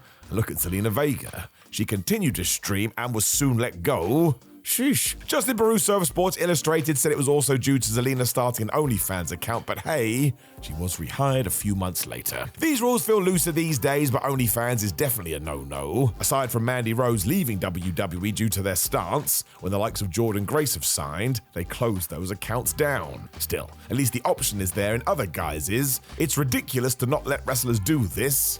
Surely it can only help. Number 5, no getting into bar fights, unless you can win. What a rule. Now this one is super old school when promoters were trying to convince the public that wrestling was legit. These are fighting people. Bill Watts in particular was a stickler for this because he felt if a story got out that one of his champions was beaten up in a bar, any believability they had was out the window. And sure, I get that. But at the same time, no. It's a huge reason why when in the mid-90s Shawn Michaels got beaten up in a Syracuse bar, there was extra chatter. He was meant to be one of the top stars in the WWF and just got sent to the hospital. At the same time, he was jumped by multiple Marines, so unless Superman was around, yeah, he was never going to be able to hold his own. That is why it's far better what wrestling has evolved into. Shouldn't be punished for getting your ass whipped, although at the same time, maybe just don't get into outside fights. and everybody wins. Number 4, the dress code. This one feels like it's way more relaxed today too. You see wrestlers turn up to shows all the time, feels like they get to choose what they wear. In 2004 it was different as Vince McMahon did enforce a dress code to try and raise the standard of the company. It was suit and ties always. Bruce Pritchard talked about this on his podcast and even he felt like it went too far. If you were a Ric Flair or a Batista who had already suited up, it was fine, but let's look at a Randy Orton. He didn't like this at all, especially because he was on the road all the time. Dude wanted to just chill out. The story is Chris Jericho, Molly Holly, Hardcore Holly and Edge all tried to reverse it. It didn't work. And then of course there's the CM Punk rumor. Apparently he was so against this he dressed how he wanted when The Undertaker had a word. Punk didn't understand why somebody like John Cena was able to get away with it based on it not suiting his character, because he wanted to do that too. Without missing a beat, Taker just told Punk, well, you ain't John Cena. And you wonder why he got pretty fed up after a while. Number 3, wrestlers caught. So thank goodness this is gone. It was so stupid. It was a way of the locker room policing itself, and I suppose that's fine if it was tackling needed issues, but it wasn't. 9 times out of 10 it was just getting mad about silly things, including The Miz getting chicken crumbs into somebody's bag. He was super apologetic, but still got banned from the locker room. Talk about unnecessary. Teddy Long was told off too for selling Viagra to other wrestlers, and Daivari for some reason was forced to do 1,000 squats in front of the roster. Apparently he had been disrespectful. Seth Rollins admitted in an interview in 2016 it no longer exists, and good. It didn't help anybody, and dare I say it, if some tales are true, it's just outright bullying. Nobody needs it. Number 2, don't leave early. This is still real everywhere and I get it. Your co-workers are still going, support them. It's not really a rule and more of an ethical code between wrestlers, especially because there's always something to learn. What's the crowd reacting to? And is there any sort of lesson somebody can impart to those in the ring? There's also the risk of a last-minute change, and if you're not there, you're going to upset the apple cart. And Maven chatted about this on his YouTube show. Again, it's most definitely a thing. I can confirm that too, even on an independent level. If you do need to scoot, you have to ask. It's just the right thing to do. Number 1, don't drink before a match. I mean, yeah, we often forget this today. You are taking somebody else's life in your hands during every single match. Do not take liberties. I'm sure most know this, but in 2012, WWE.com did upload an article with some rules, one of which was the talent not being allowed to consume alcohol within 12 hours of competing. Feels like it should be 24 hours. Maybe that wasn't realistic. Of course, there sadly is evidence when wrestlers don't listen to this, most notably the TNA Turning Point 2011 pay-per-view. Let's just say Jeff Hardy was in no condition to compete. WWE has on occasion used this on-screen too to forward a story, but hopefully it's more strict today. You should be 100% before hoisting somebody above your head. Wrestling is super dangerous. Let's never forget it. Disgraced former WWE chairman Vince McMahon's backstage antics have been the stuff of legend within the pro wrestling business, and these 10 instances here would highlight the dynamic between McMahon and his employees, and how people often felt his wrath throughout his time as the head honcho of WWE. So I'm Gareth, this is WhatCulture Wrestling, and here are 10 times Vince McMahon berated people backstage. Number 10, Mickie James for her gesture at WrestleMania 22. Mickie James debuted on the WWE main roster in late 2005 with the gimmick of being Women's Champion Trish Stratus' biggest fan. She got to partner with Stratus on multiple occasions as the storyline progressed, with James' character becoming over-obsessed with her. The storyline then turned into a lesbian angle when James kissed Stratus under the mistletoe, and then proceeded to proclaim her love for her at the 2006 Royal Rumble. The storyline soon evolved into a rivalry between the two superstars after James turned on Stratus when the latter asked for some time apart, leading to a Women's Championship match at WrestleMania 22. At that event, James defeated Stratus to win the Women's Championship for the very first time.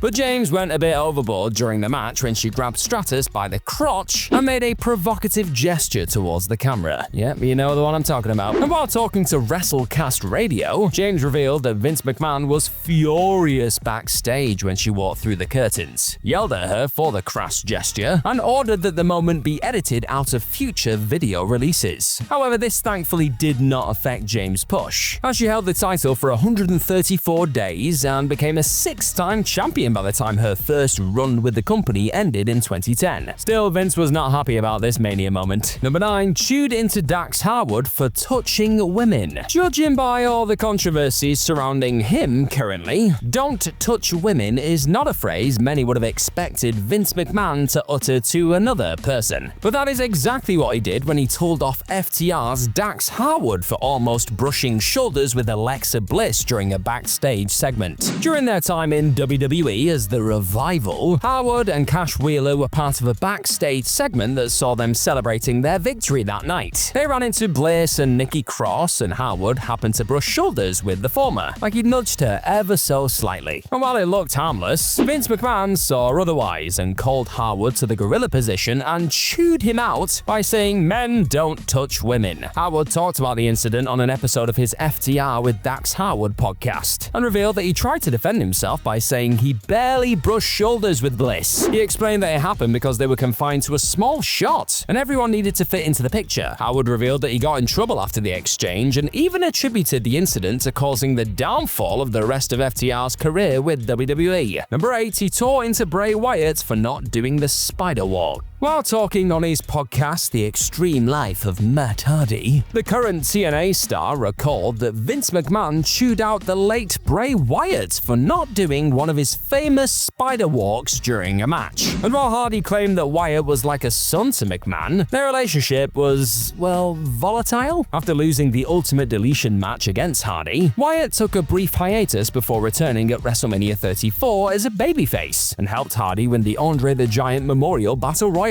They formed the Deleters of Worlds Tag Team and went on to hold the Raw Tag Team Championship before getting disbanded in July 2018 because, according to Hardy, WWE was tired of the duo pitching multiple ideas. Stop being so creative. McMahon wanted the team to be perfect and did not hold back when things weren't going according to his plan. Hardy claimed that Vince caught Wyatt walking through the curtains after one of their matches and laid into him for not performing his signature spider walk during the showdown and failing to play the gimmick to perfection. Now yes, Hardy revealed that he had seen McMahon acting supportive of Wyatt on some occasions, but also saw him being too hard on him like a coach at times. We're not going to be harsh on the late great Bray Wyatt here though, so let's hear your favorite Bray moments in those comments. Number 7, Teddy Long for mentioning Randy Orton's old nickname. Throughout his time at the helm of WWE, Vince McMahon had a strict policy for what the talent were allowed to say in the ring. Along with banning certain words, he was also strict on nicknames. Remember when Michael Cole used to yell "the big dog" or "it's boss time" every time Roman Reigns and Sasha Banks made their entrances? How could we ever forget? It was forced down our throats. And while he made sure to sell the nicknames, Vince was also adamant about making people forget the old ones when wrestlers got new ones. Randy Orton made a name for himself early in his career as the Legend Killer, for example, but when he embraced a more vile character and turned into the Viper, McMahon naturally didn't want anyone to call Orton by his former nickname. However, former SmackDown general manager Theodore Long messed up and received a verbal bashing from his boss. While talking to The Undertaker on his 6 Feet Under with Mark Calloway podcast, Long recalled when he introduced Randy as the Legend Killer during a dark match in Orton's hometown of St. Louis. Despite the positive crowd reaction, Long ran into an irate Vince McMahon backstage, who chewed him out for bringing up Orton's old moniker out of nowhere.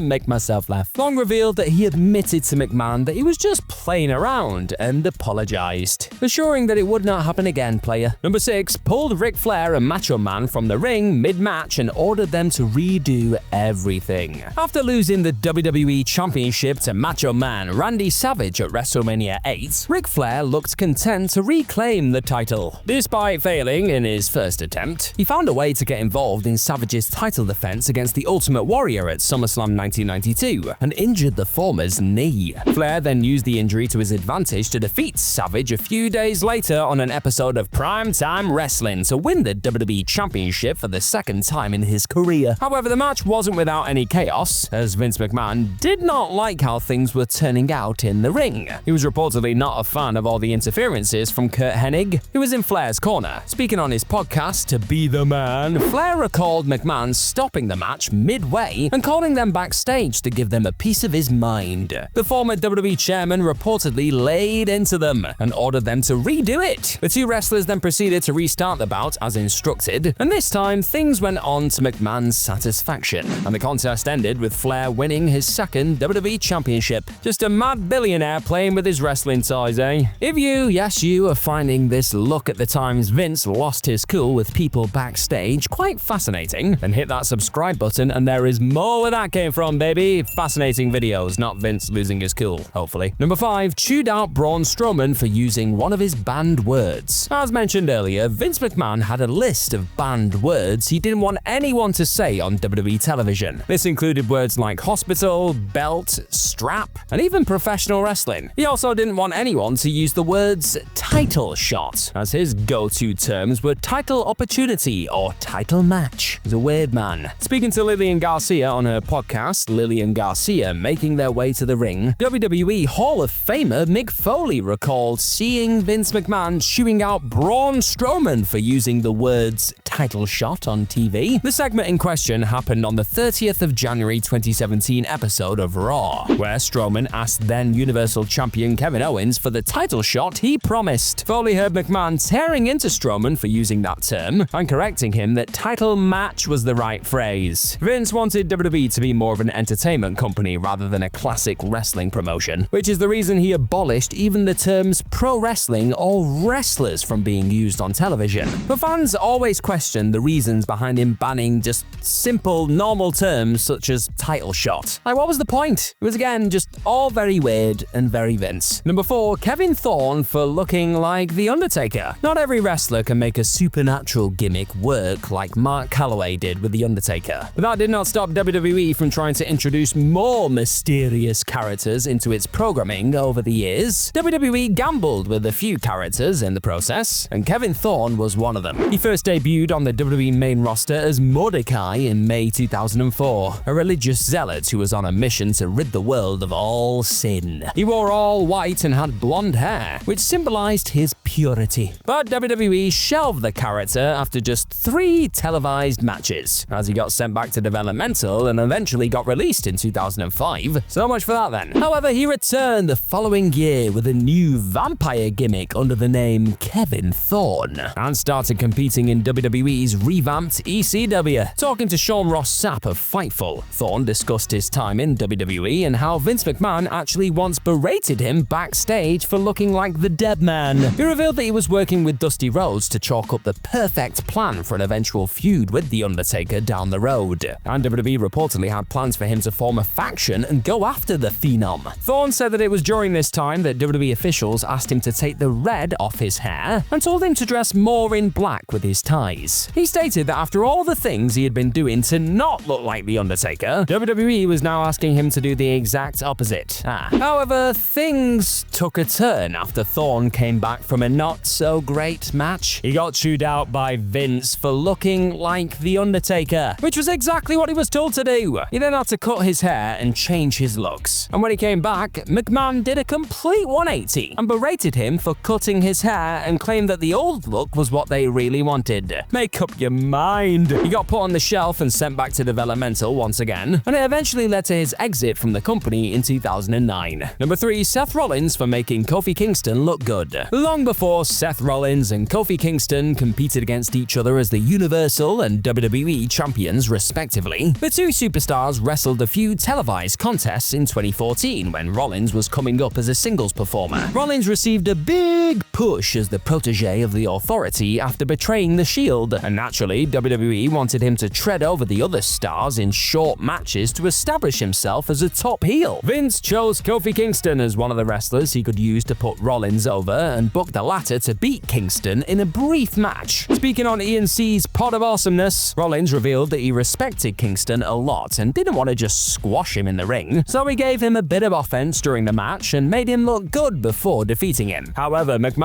was not pleased and reportedly lashed out at Rollins, telling him if he wanted to be his top guy, he needed to do things his way. Rollins stated that Michael Hayes had to take him aside and explain what McMahon wanted out of the whole situation, and Kingston and Rollins eventually had to redo the match. He loves a redo, this guy, doesn't he? Number 2, cursed out Batista for blading and fined him $100,000. In the earlier eras before the company went PG in 2008, it was common for fans to witness WWE wrestlers wearing crimson masks during matches. If you somehow didn't know at this point, wrestlers cut themselves on the forehead using a blade to cause this bleeding. However, many wrestlers have accidentally cut a little too deep into themselves in the heat of the moment and suffered severe blood loss over the years, including Eddie Guerrero, who suffered the same fate during his match against JBL on Judgment Day 2004. Yeah, that is quite the image. The transition to PG gave more reasons for WWE to ban the wrestlers from blading, but Batista, who was not a fan of the company's new direction from the get-go, chose to ignore that rule when he faced Chris Jericho inside a steel cage. Batista recalled the incident while talking to Jericho on his podcast Talk Is Jericho, and stated how Vince fined him a hefty $100,000 for blading during their match. A livid McMahon called both superstars for a meeting the following week and pointed out the precise moment Batista bladed during the match. He also fined Chris Jericho $5,000 and levied the same amount on producer Dean Malenko and referee Mike Chioda. However, Batista took ownership of the situation and paid all the fines himself. Gotta love Big Dave. Number 1, made a writer quit for mentioning his name in Bret Hart's Hall of Fame speech. The WWE Hall of Fame ceremony is a platform where many expressions of gratitude are shared, with inductees acknowledging everyone who supported and guided them throughout their careers. However, while he wanted everyone to have their moment, Vince also ensured no inductees mentioned his name during their acceptance speeches. However, the 2019 ceremony became an infamous event for 2 different reasons, both concerning Bret Hart. Hart became one of the few legends to have multiple Hall of Fame inductions, as he got inducted again as part of the Hart Foundation. Apart from the controversy surrounding a fan invading the ring to attack Bret while delivering his acceptance speech, what an arsehole, another issue that took center stage was Vince's reaction to Hart thanking him in his speech. McMahon reportedly berated writer Robert Evans, who helped Bret with his speech, and things eventually led to Evans quitting on the spot. Dave Meltzer shed more light on the situation, claiming the atmosphere was already tense backstage with Hart's attack, and despite the speech getting approved after going through multiple channels, McMahon still chose to take it all out on Evans. What a boss. Turn this video off now. I mean it. While it is fun to hear how the magic is done, what's more entertaining is trying to figure it out yourself. Keep the mystery alive. What's that? You're still here. Well, okay then. Let's talk about how wrestling pulls off the biggest of all stunts. Number 10, the Royal Rumble 1998 fire spot. I still remember this as a kid. It was amazing. For after Shawn Michaels, The Undertaker had gone to war, Kane arrived, and because he hated his brother, he set him on fire. I mean, why wouldn't you do that? The Big Red Machine used the casket that was a ringside to achieve this, and yep, the pay-per-view ended with the dead man burning to death. It sucked to be him. For years this ruined my brain, but you can actually figure it out. Before Kane and Paul Bearer wheeled the coffin to the entranceway, you will notice that it's pressed right against the ring apron. The reason for this is because there's a trap door on the side of the thing, which meant the Phenom could roll under the squared circle. Otherwise, he would have actually been dead. The reason Kane used an axe to smash this thing to pieces beforehand too is because it produced more oxygen, which meant the fire could burn brighter. I tell you, it's like Blink-182, it's the small things. Number 9, Buried Alive. The Undertaker had all the hardest gimmicks. As well as the casket match, he had Buried Alive, which actually was basically the same idea. The latter is way more dangerous though, because you literally bury your opponent beneath the dirt. That can go so wrong. Have you ever wondered why the setup was usually by the entranceway too? Well, it's because all of this was thought out. Much like before, when you did get hurled into the mud, there was a trapdoor in the side so you could roll to safety. before, yes, getting killed. You can't breathe under dirt. That's why the positioning is so important, because you have to build this thing. It's like a theme park ride. It's quite intricate and specific. Mick Foley once mentioned how this empty space then gets replaced with more mud, so again, this deserves way more respect. It sort of underlines how audacious it was. Who even came up with it in the first place? Number 8, Vince McMahon's limo explosion. Well, this one was stupid, wasn't it? On a Monday Night Raw, we blew up a limousine. Why wouldn't we think to do that? It was in the summer of 2007 as the Mr. McMahon character was going to be killed off, when the whole thing was dropped due to the Benoit murder-suicide. It was the worst time in wrestling. We still did see the car set on fire, however, so a lot of thought must have gone into this. You can't just turn up to work and plan this on the fly. Numerous people have chatted about this after the fact, and even some of the continuity errors. The shot of McMahon's vehicle exploding was filmed before Raw, whereas Vince getting into the thing was during the show.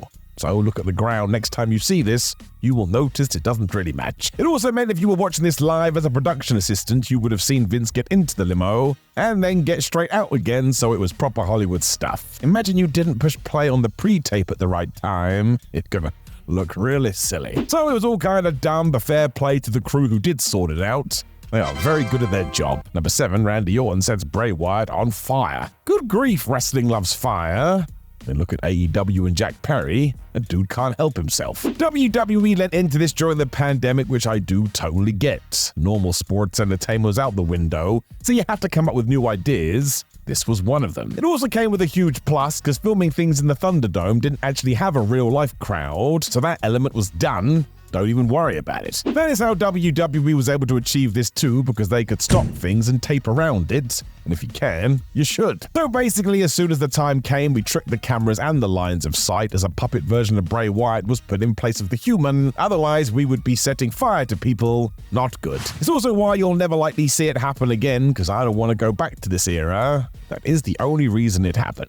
Number 6, the ring collapse spot. The first time we saw this was June 2003. Brock Lesnar suplexed the Big Show, and when they hit the ring, it blew up. It was super cool. Of course, ever since those involved have said it wasn't planned, but if true, WWE most likely would have been sued. I think they'd realize having two giants in there and not reinforcing the foundations would at the very least be unprofessional. No one has ever gone properly on record officially, but when chatting to Chris Jericho on his podcast, Paul White did give us a little bit of insight. He revealed the use of airbags underneath the wooden boards created the lopsided effect of the collapsed ring. Referee Mike Chioda also talked about this on Chris Van Vliet's show and said something similar. There is a hydraulic system in place to release the pressure as and when needed.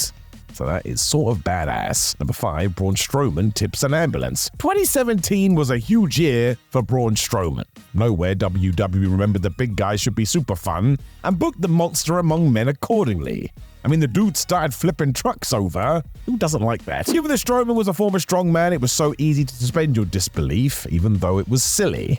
I get humans lifting cars slightly off the ground, but this was like throwing a micro machine. It got even better because it was inferred that Roman Reigns was in the vehicle, but of course he secretly snuck out when nobody was looking. Otherwise, this ride was rigged, so while I'm sure Braun did give it a big old shove, a machine basically did all the work. But like John Cena, you couldn't see it. Number 4, Kane gets set on fire, which kind of seems mean given his character, but hey, he was a heel, so screw that guy. Ever since Kane debuted in 1997, fire was the name of the game, which is why a year later, we did an Inferno match, where the point was to set everybody on fire. So it sounds exactly like you would expect, leading many fans to question, well, how are we going to do this? Because I don't really want to see a man's flesh burn. It was all obviously an elaborate stunt that saw the big red machine knocked into the flames, and his arm actually does light up. This was all kinds of crazy. You will notice the real-life Glenn Jacobs instantly ran to the back because, yeah, here we go again. If he didn't, he'd be dead. In 2019, Kane revealed all on the Pardon My Take podcast as WWE went full Hollywood here, right down to wrapping his limb in flame retardant paper and even being shown how to move it around to keep himself safe. So there was a huge element of risk here. Of course, as soon as he was backstage, he was fire extinguished out, checked. I don't think you get taught that in wrestling school. Number 3, the big boss man is hanged. This one is still insane. What were we doing? Because if you decided to just stop watching wrestling at the end of WrestleMania 20, you would have assumed The Undertaker murdered the big boss man. I mean, he literally hanged him from the top of the Hell in a Cell. I think I'm over it. We even had the shot of his lifeless corpse just swaying in the wind. and let's not do this again. It was way too much. It was also ridiculous as the next night on Raw he was fine, which made the whole thing incredible. Even in the make-believe world of wrestling, how did we do this? As it turned out, it was incredibly simple and came down to the boss man's ring attire. As he did basically wear SWAT gear that covered his whole body, WWE built a harness into the thing, so essentially the Undertaker just attached that to a noose. Now again, this was stupid, but in terms of achieving that effect, well, this one was pretty good. Number 2, Shane McMahon's huge falls. Nearly every single fall Shane McMahon took was terrifying. Calling them daredevil stunts is more than fair because they were nothing short of spectacular. The man has massive balls. It's sort of obvious how he pulled this off as you could see it on every landing. WWE had constructed a massive crash pad to try and protect him. And sure, that is true, but I don't want to take anything away from Shane. The margin for error is still huge because even if you're a few centimeters off, bad times are coming. You also have to have complete faith it's going to work, and I tell you, I won't do it. Way too scared. The Mania 32 one is the best as The Undertaker throws McMahon from the top of the Hell in a Cell through a table, which actually looks like a balloon. That's right, we gimmick this thing too, and we didn't really try and hide it. That is good though. We're gonna go back to the theme of this video. I don't know whether you know this about me. I don't want anyone to actually die. Number 1, the wrestler emerges from under the ring. So this is why wrestling rocks. It proves it is all just magic, and I love it. Because nearly every time somebody does just magically emerge from under the ring, it gets a reaction, which means by and large the audience hasn't noticed. That's a huge pat on the back for the company in question. It's so simple too because it really is a sleight of hand. Sometimes, sure, the person underneath is there for the whole show. That is so ridiculous, a pay-per-view can go hours. That's why when a group of stagehands come to sort out the ring between matches, the needed performer is just hidden in this pack, and when the video is playing on the big screen as an extra distraction, whoosh, they slip under the ring. There's usually a monitor under there as well so the individual knows when it's time to appear, and this really is one of my favorites. Again, it's why wrestling is just the best. What an amazing thing to craft and then successfully pull off time after time. Cyndi Lauper was 100% right. From bullying co-workers to being a shoot piece of trash. I'm Gareth, you're watching WhatCulture Wrestling, and here are 10 dark secrets about WWE legends. Number 10, the Dynamite Kid, shoot trash. The Dynamite Kid was as disgusting in real life, and he was incredible in the ring. Kid was a sociopath, the stories surrounding whom are legion. He relentlessly bullied Jacques Rougeau, and for once, karma came for him. Jacques exploded Kid's face with a roll of quarters sucker punch. In his New Japan days, he was twice arrested for assaulting teenage fans. In his book Ring of Hell, Matthew Randazzo V revealed that to prove his toughness to the far larger boys in the Stampede territory, the Kid would beat up vagrants, knock out strangers in bars, and take liberties with his opponents in the ring, even going as far as to kick them flush in the head when they were in the process of blading themselves. Lovely. And Tom Billington himself also admitted that as part of a terror campaign against his wife Michelle, he'd threaten her with murder by placing a shotgun under her chin when she threatened to finally leave a toxic and abusive relationship. Not a nice guy. Number 9, Doink the Clown, typecast. Content warning, alleged sexual assault will be mentioned in this entry. The TV miniseries adaptation of Stephen King's It has aged, but it's still very unsettling in parts. As Pennywise the Dancing Clown, Tim Curry hammed it up. He's Tim Curry and was tremendous value, but he also embodied the sinister, pure evil of the titular monster. In the opening scene, Pennywise appears behind a bedsheet drying on a windy Maine day. It smiles at a young girl. When the sheet flies back up, an expression of pure, dead-eyed malice forms across its face. In that one small moment, ingeniously edited, Curry captures the very essence of wrong desire. Matt Bourne, who originally played Doink the Clown in the WWF across 1992 and 1993, was so effective in the role that he was able to channel the performance of an iconic horror monster. Bourne's Doink was a miserable sack of unsettling trash, with an uncanny ability to locate the camera and stare at it with a foreboding expression, an eerie absence of warmth, joy, anything remotely good. He toyed with the juxtaposition of his look to perfection. I mean, he was incredible in the role, in part because he really was, well, bad news. When he was 25, he appeared in court in Ohio on a 4th-degree felony charge of gross sexual imposition, accused by a 16-year-old girl of molestation in a Reynoldsburg motel. Number 8. Andre the Giant is a massive racist. To this day, Andre the Giant is immortalized by WWE. A titular trophy is contested in his honor every WrestleMania season. Not that the match is anything anybody has ever taken seriously. Don't lie, you couldn't care less about it. He was the subject of the last great wrestling lie. Very few people in the Pontiac Silverdome knew that he'd been slammed before, even by Hulk Hogan himself. And while he was a pure, immobile presence by 1987, Andre in his athletic prime was a phenomenon. He could move, he could go. He was so effective as the unbeatable giant that, to this day, no wrestling promoter since has realized that you can't book a monster for long in the age of endless episodic television. Andre was the perfect act for the perfect time. While he was exceptional at playing a gentle, endearing giant in The Princess Bride, that just underscored how great Andre was as a worker, really. Known to be jovial in many encounters with fans, he apparently did not extend the same courtesy to Bad News Allen. On a 1980 bus ride in Japan, Allen, understandably irate at Andre telling a relentless stream of racist jokes, offered to pull over and fight Andre there and then. Andre refused to fight the Olympic bronze judo medalist, which was probably a wise move. What's the nice? You know what? It's quite a dark list this, so I'm going to try and just add a bit of light right now. I want to know, what is the nicest thing you've ever heard a wrestler do for a fan or a colleague? Let me know in the comments below. A bit of positivity, why not? Number 7. Jake Roberts and his history with animals. Content warning, sexual assault will be mentioned in this entry. Hurts people, hurts people. Those 4 words complicate the true nature of awful behavior and pose virtually unanswerable questions about morality and complicity. Jake Roberts endured a horrific upbringing, the likes of which would test suspension of disbelief in the hackiest soap opera. Jake's father was a monster, as has been covered on Beyond the Mat, Vice's Dark Side of the Ring, and WWE's A&E series. Roberts was the product of the rape of his mother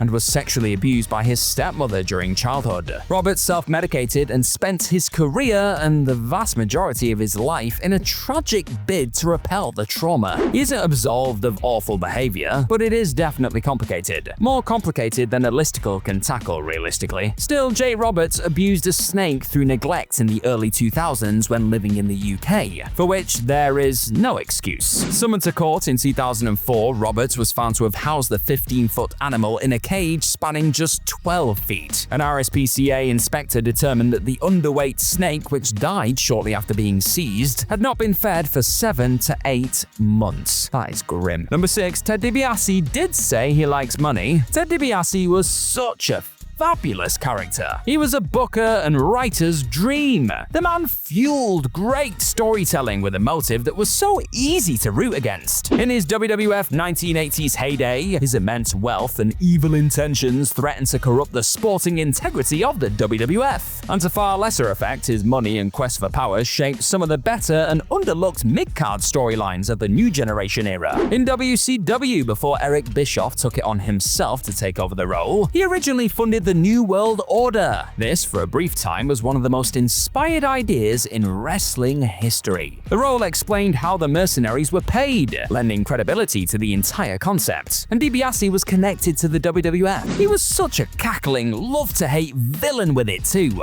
A true icon, one of very few wrestlers that your lapsed friends recall fondly. A character though? Well, yeah, about that. In yet another example of the wrestlers play exaggerated versions of themselves maxim, it was announced in October 2021 by Mississippi State Auditor Shad White's office that DiBiase's Heart of David Ministries had been ordered to repay misappropriated welfare funds as part of a wider embezzlement scandal. Every man has a price. Ted's was $722,299. Oh, and while I've got you, hit that subscribe button if you haven't already for more of this fascinating WhatCulture wrestling stuff in your day. Number 5. JBL and his love of hazing. JBL apparently matured deep deep into his run, much too late for how old he was and the extent to which he should have known better. Per the accounts of several of his peers, he was a horrific person to be around, and a lot of the stories told about JBL involve unwanted physical contact. In his book, The Hardcore Truth, Bob Holly told the tale of JBL, then working as Bradshaw, drunk from the night before, patting Steve Blackman on the backside at an airport baggage claim. Blackman told JBL to knock it off. Bradshaw persisted. Blackman told JBL that if he did not stop, he'd get his effing teeth knocked out. Bradshaw did not stop and ate a series of jabs to the face. Adam Copeland, in his book Adam Copeland on Edge, confirmed the heavy rumor that JBL would, in an apparent attempt to quote-unquote weed out the prima donnas, join new WWF/E hires and soap up their backsides in the shower. Copeland treated his own incident with a light tone, no knuckles disappeared in his words, and essentially celebrated that he, by going along with it and offering to return the favor, passed the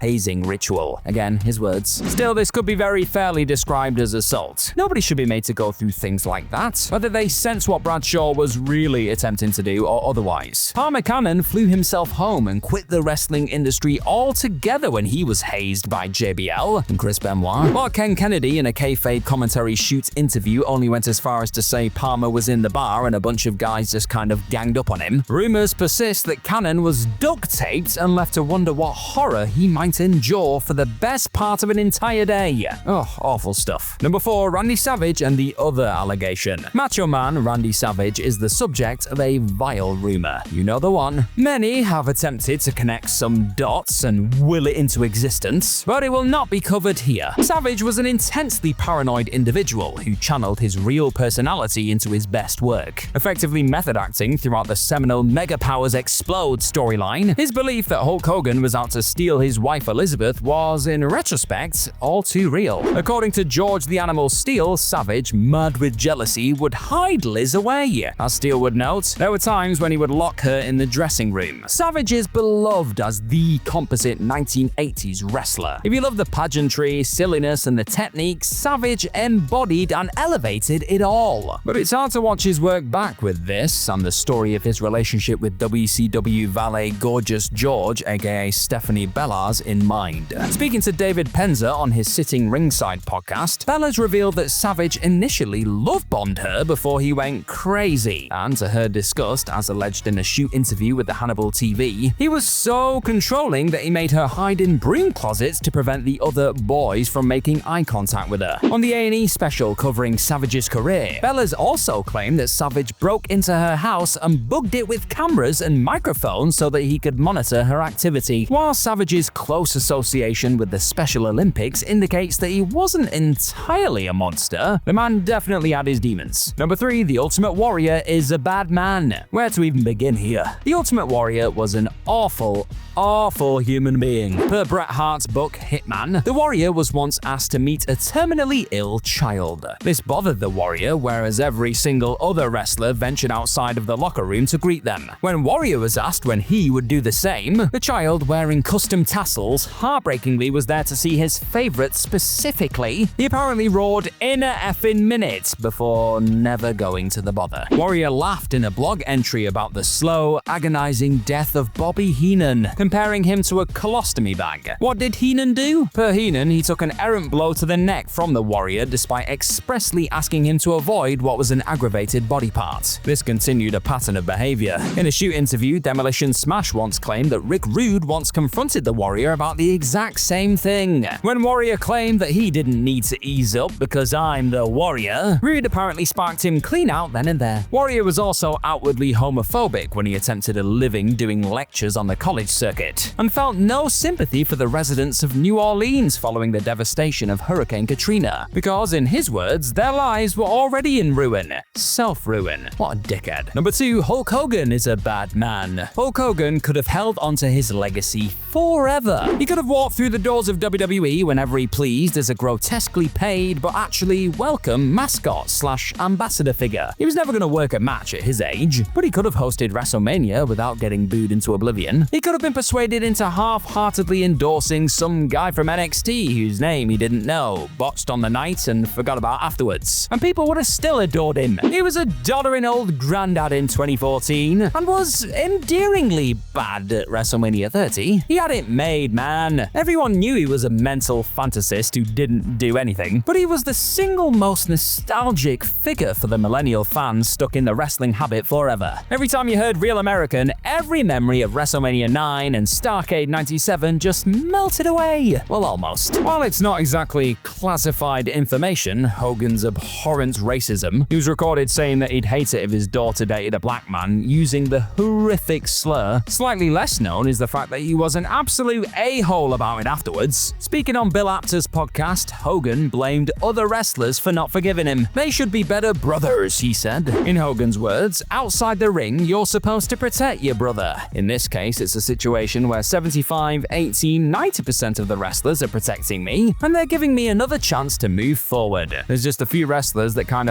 don't understand the bond and the brotherhood of wrestling. If someone makes a mistake, you need to forgive them and move on and try to let them prove themselves. Translated, if you were ever trained, you're not allowed to think I'm an asshole. Number 1, Paul Heyman's approach to business. Paul Heyman won. In professional wrestling, carnies tend to do that. He revolutionized the industry in the 1990s. His 1994-95 ECW product was intoxicating, transformative, as cool as pro wrestling gets. And both WCW and the WWF flourished by stealing his talent and philosophy. The medium would look radically different, and one could argue far smaller were it not for his influence, folks. In addition to that artistic legacy and the street cred, he's also made it mainstream as the advocate and the wise man. He is, well, part of the furniture now, and that is wild considering he was on abysmal terms with WWE twice historically. He will go down as one of the most memorable characters in the history of the promotion, can retire comfortably several times over, and his creative sparked WWE's resurgence. Everybody told WWE that he was the key. WWE didn't listen in 2002 nor 2006, but when they did, Heyman brought the good times back. He was also, depending on who you talk to, an evil piece of remorseless, self-involved garbage. As recounted on Dark Side of the Ring, he exploited Chris Candido and Sonny's struggles with addiction, asking Sonny to do another take of her very real confession that she wanted to die.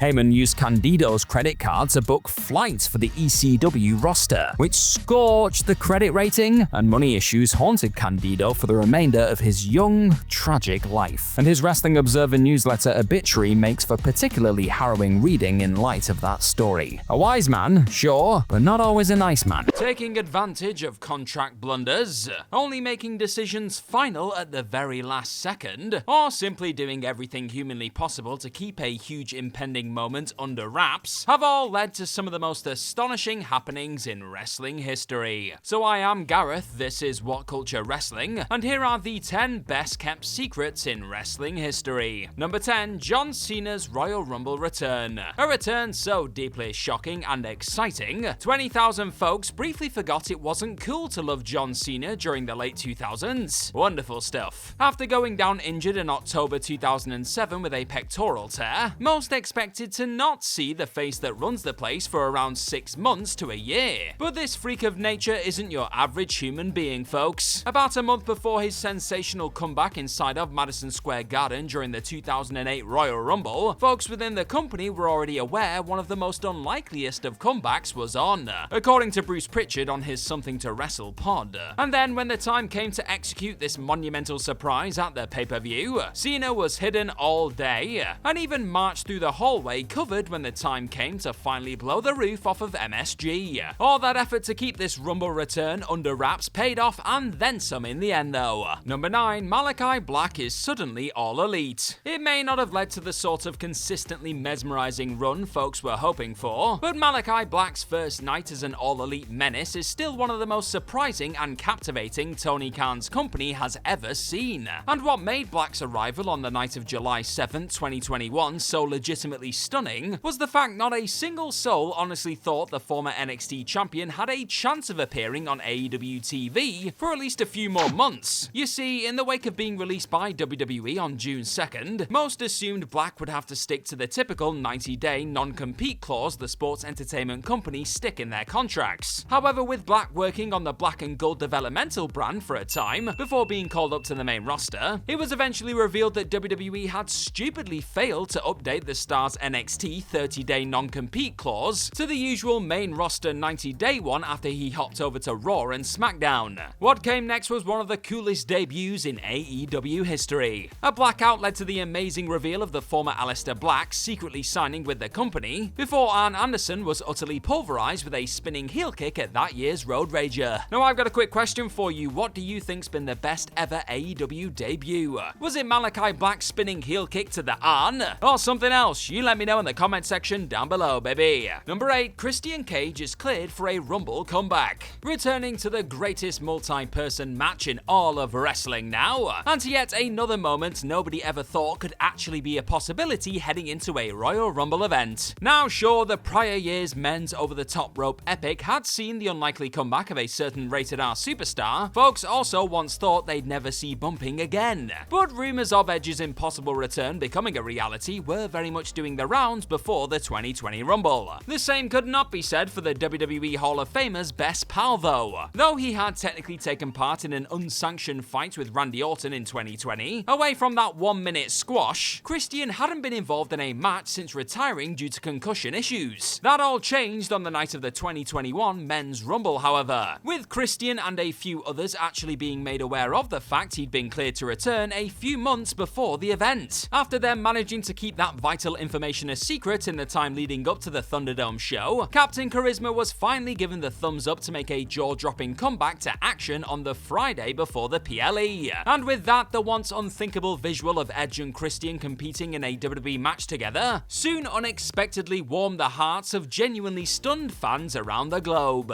Number 7, no one knew Pat McAfee was going to be calling the Rumble 2023 action. It wasn't just those watching the 2023 Royal Rumble inside of the Alamo Dome and at home that were caught entirely off guard by Pat McAfee's unannounced arrival that night. If it wasn't already clear from the way an unquestionably stunned and overjoyed Michael Cole reacted to the return of his Blue Show pal, and Corey Graves' hilarious exasperation at being nudged down the bench, it was later noted that neither man had any clue Pat was going to be back that night. The majority of WWE's production crew weren't told about the awesome McAfee secret either, with WWE's decision to keep the epic return to the booth close to the vest, kicking the event off in the most unpredictable and joyous way imaginable. Watching a legitimately giddy Cole then be told in real time that his mate would be joining the twosome for the entire night of action was a terrifically wholesome moment too, and one that wouldn't have been possible had someone let the pat out of the bag beforehand. Number 6, Roman Reigns wrecks everybody out of nowhere. Heading into the first crowdless SummerSlam in WWE history, the company promised the folks locked up in their homes around the world that they would never see it coming. And in what had become something of a rarity at that point, WWE actually only went and delivered a truly remarkable shock that no fan on the planet honestly foresaw in the weeks before the biggest party of the summer. The big dog hadn't been seen on WWE programming since dropping out of WrestleMania 36 and taking some time away from wrestling during those early pandemic days. And with there being very few hints at exactly what the future held for the former world champion in the months that followed the show of shows, outside of WWE eventually releasing new merch for the absent figure, most understandably assumed that aforementioned tagline was likely just referring to even more demented fiend Braun Strowman shenanigans in the main event. What they didn't expect to see was Roman Reigns not only making a shocking post-match return to all things sports entertainment, but as a badass heel who ate spooky monsters for breakfast at the head of the table. To ensure this monumental show-closing return would come as a real game-changing shock to much of the wrestling world, Dave Meltzer noted on Wrestling Observer Radio that WWE didn't even tell a bunch of Roman's fellow superstars that he was about to come back and kick off one of the most dominant runs in wrestling history either,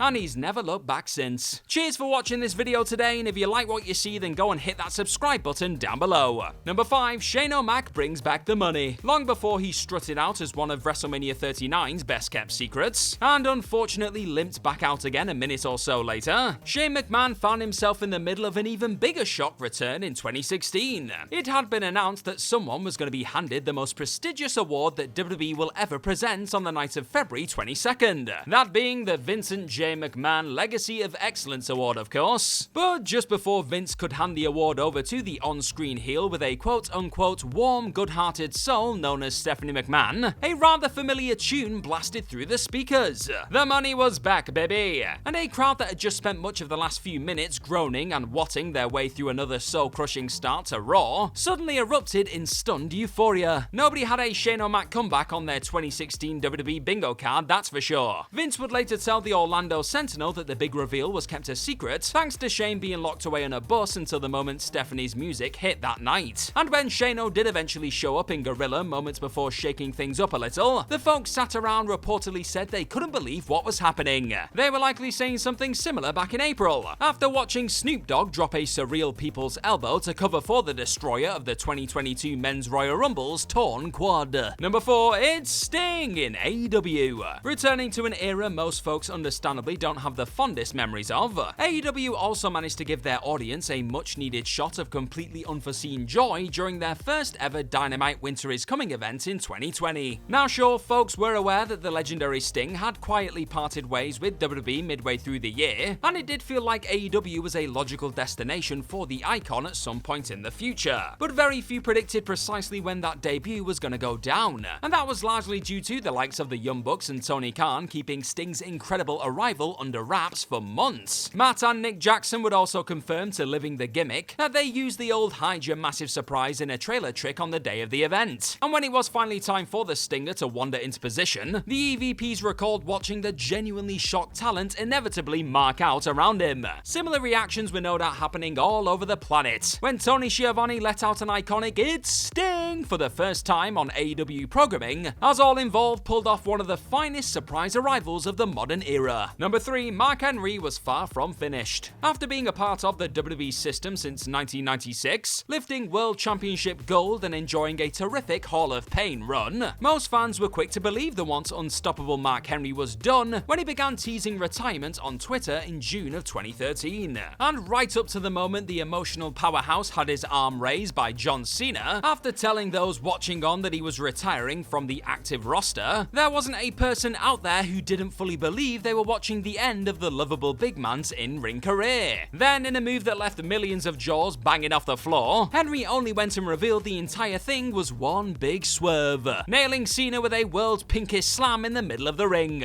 Henry would later admit down the road that he was actually considering retiring around this time, but after Vince McMahon talked him out of it, the committed star then spent months tricking folks into believing the end was near. And after successfully keeping the real plan to have him actually attack Cena and set up a match for Money in the Bank over the WWE Championship a secret, through his brilliant retirement teases and moving speech, Henry masterfully completed one of the greatest shock turns of all time. Number 2, Brock Lesnar beats the streak. The Undertaker's streak shockingly coming to a heartbreaking end at WrestleMania 30 was a call that very few outside of the key players involved had any idea was about to rock the Superdome. In fact, it was reported in the Wrestling Observer newsletter around the time that referee Chad Patton was actually told Taker would be walking out of New Orleans with a 22-0 record. But with the rule being for WWE officials to ref the contest as a shoot, Patton simply brought his hand down for the incredible 3. It would also later be revealed by Taker himself in an interview with Ariel Helwani that the original plan up until the day of the show was actually for the dead man to go over the beast on the grandest stage. But early that afternoon, Vince made his way into the Phenom's dressing room and secretly changed wrestling history forever, altering the old finish to the one that ultimately involved the concussed icon being F5 to smithereens for the Brock win. And just a few hours later, the entire wrestling world was left feeling utterly shook by a first ever Taker Mania L that came completely out of left field. And number 1, CM Punk comes back home to WWE. It still feels rather surreal to be living in a world where this chip magnet is once again strutting around Monday Night Raw with a potential pipe bomb in his back pocket. But after arguably the best kept wrestling secret of all time, well, here we are. After months of speculation and many a report debunking the idea of CM Punk making a shocking return to WWE, the unthinkable became a deafening reality inside of the All-State Arena in 2023. This wasn't a case of simply lying about what was on the horizon for months though. It was reported that WWE and Punk only made a deal together around 10 days or so before Survivor Series, with the wise decision then being made to keep the whole thing a secret heading into the War Games show. Dave Meltzer of the Wrestling Observer even noted how certain TKO group executives were not told about the incoming Best in the World, with the folks in the War Games main events being among the few who actually knew Punk was in the building, and this genuinely shocking return being kept from almost everyone. All this secrecy resulted in a noise unlike anything you're ever likely to hear again, as the Punkers shocked the world one more time in Chicago. It's time to to take a funny old walk down memory lane and dive into some of the strangest, funniest, and most embarrassing backstage stories that have likely never made it onto your innocent wrestling radar. Until now. So I'm Gareth, this is WhatCulture Wrestling, and here are some hilarious backstage wrestling stories you probably didn't know. Kazuchika Okada will always try and steal some Young Bucks gear. Along with being one of the greatest in-ring performers of all time,